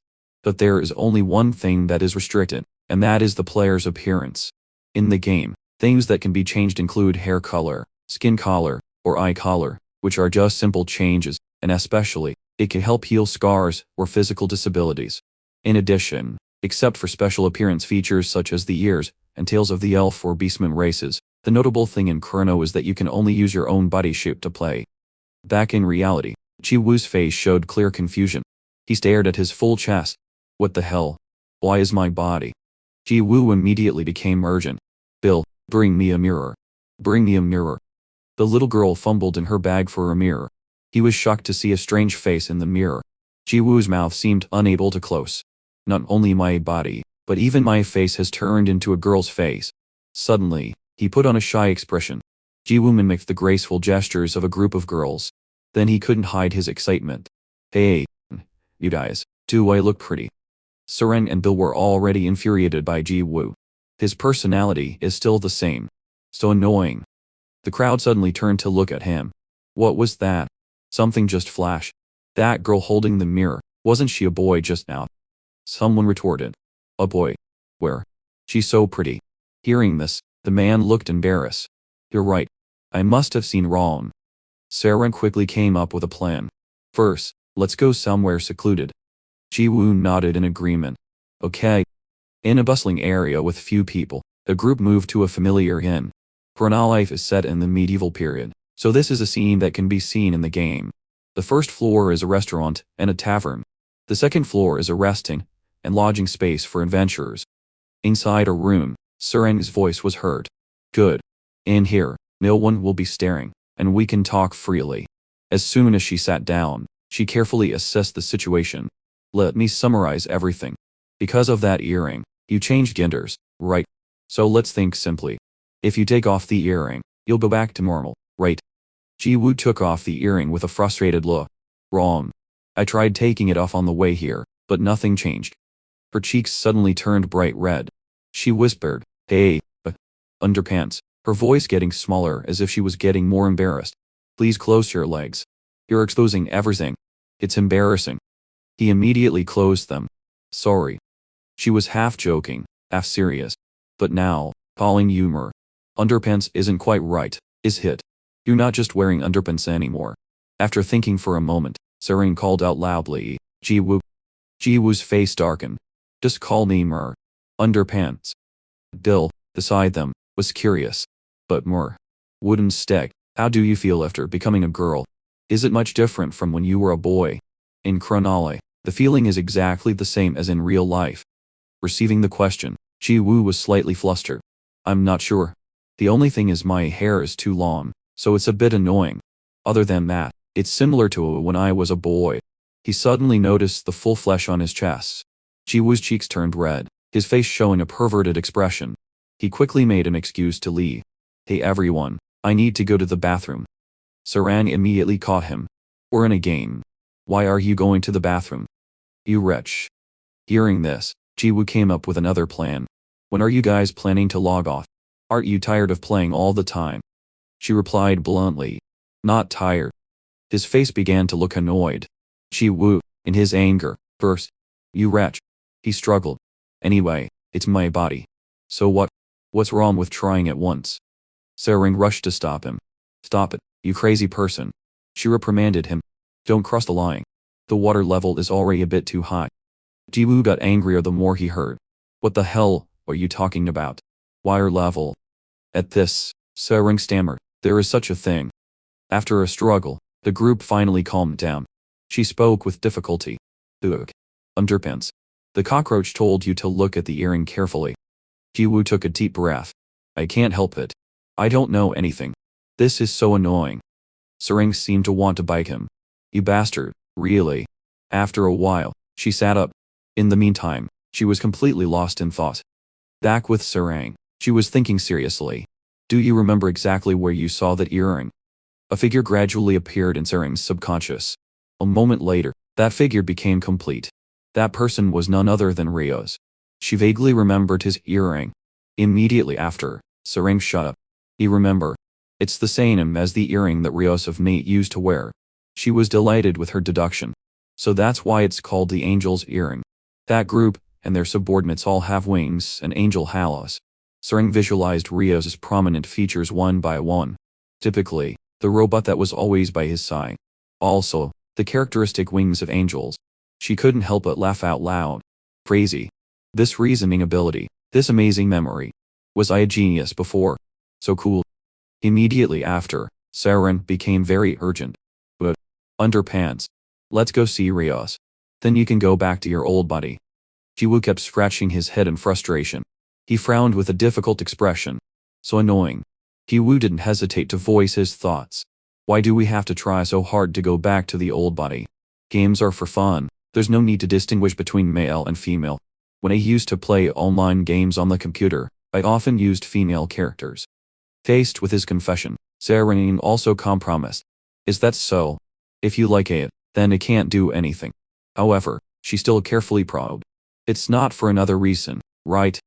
Jiwoo quickly denied it. No. Despite this, Seren didn't believe him and charged at him. What do you mean no? A moment later, she returned to a calm state. In short, do you all remember what she said? This earring has clues related to the final chapter. Seren remembered Luna's message. The second clue is the quest, stop the change of the Master of the Sky.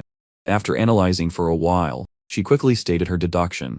According to the information we have so far, the location of the final chapter is definitely the celestial world. Jiwoo also fell silent. The words final chapter repeated in his mind. Faced with Sering's convincing words, Jiwoo could only accept. Well then, I guess I have no choice. I'll have to go see Rios. I need to see the ending of this game. And, while I'm at it, I'll go back to my male body. She sighed in relief. Finally convinced him. At the same time, Seren mentioned an important point. The problem is, we don't know where Rios is. They'll just appear in front of us at the right time, right? Jiwoo was very calm. We can just ask Habit, right? He follows Rios. He fumbled in his pocket. Let's see, where did I put that thing? Jiwoo took out a shattered mirror. Here it is. He immediately shouted. Owl calling eagle, do you copy? Abik, appear now. Abik, appear now. However, there was no reply from the other side. He scratched his head in embarrassment. I guess it's not working. Sering and Bill seemed to have the same thought. Why do we have to feel embarrassed? Just then, a familiar voice was heard. Who is it? Hero. She jumped. Abik's voice. Jiwoo politely greeted him. Long time no see. How have you been, Abik? He quickly replied. Yes, I'm fine, but are you really the hero? Why does your voice sound so clear? Jiwoo quickly explained. A few things happened. He immediately got to the point. Where are you, Abik? If you're not busy, can I see you? He hesitated for a moment. Right now. Noticing this, Jiwoo carefully probed. What's wrong? Are you busy? Abik smiled mysteriously.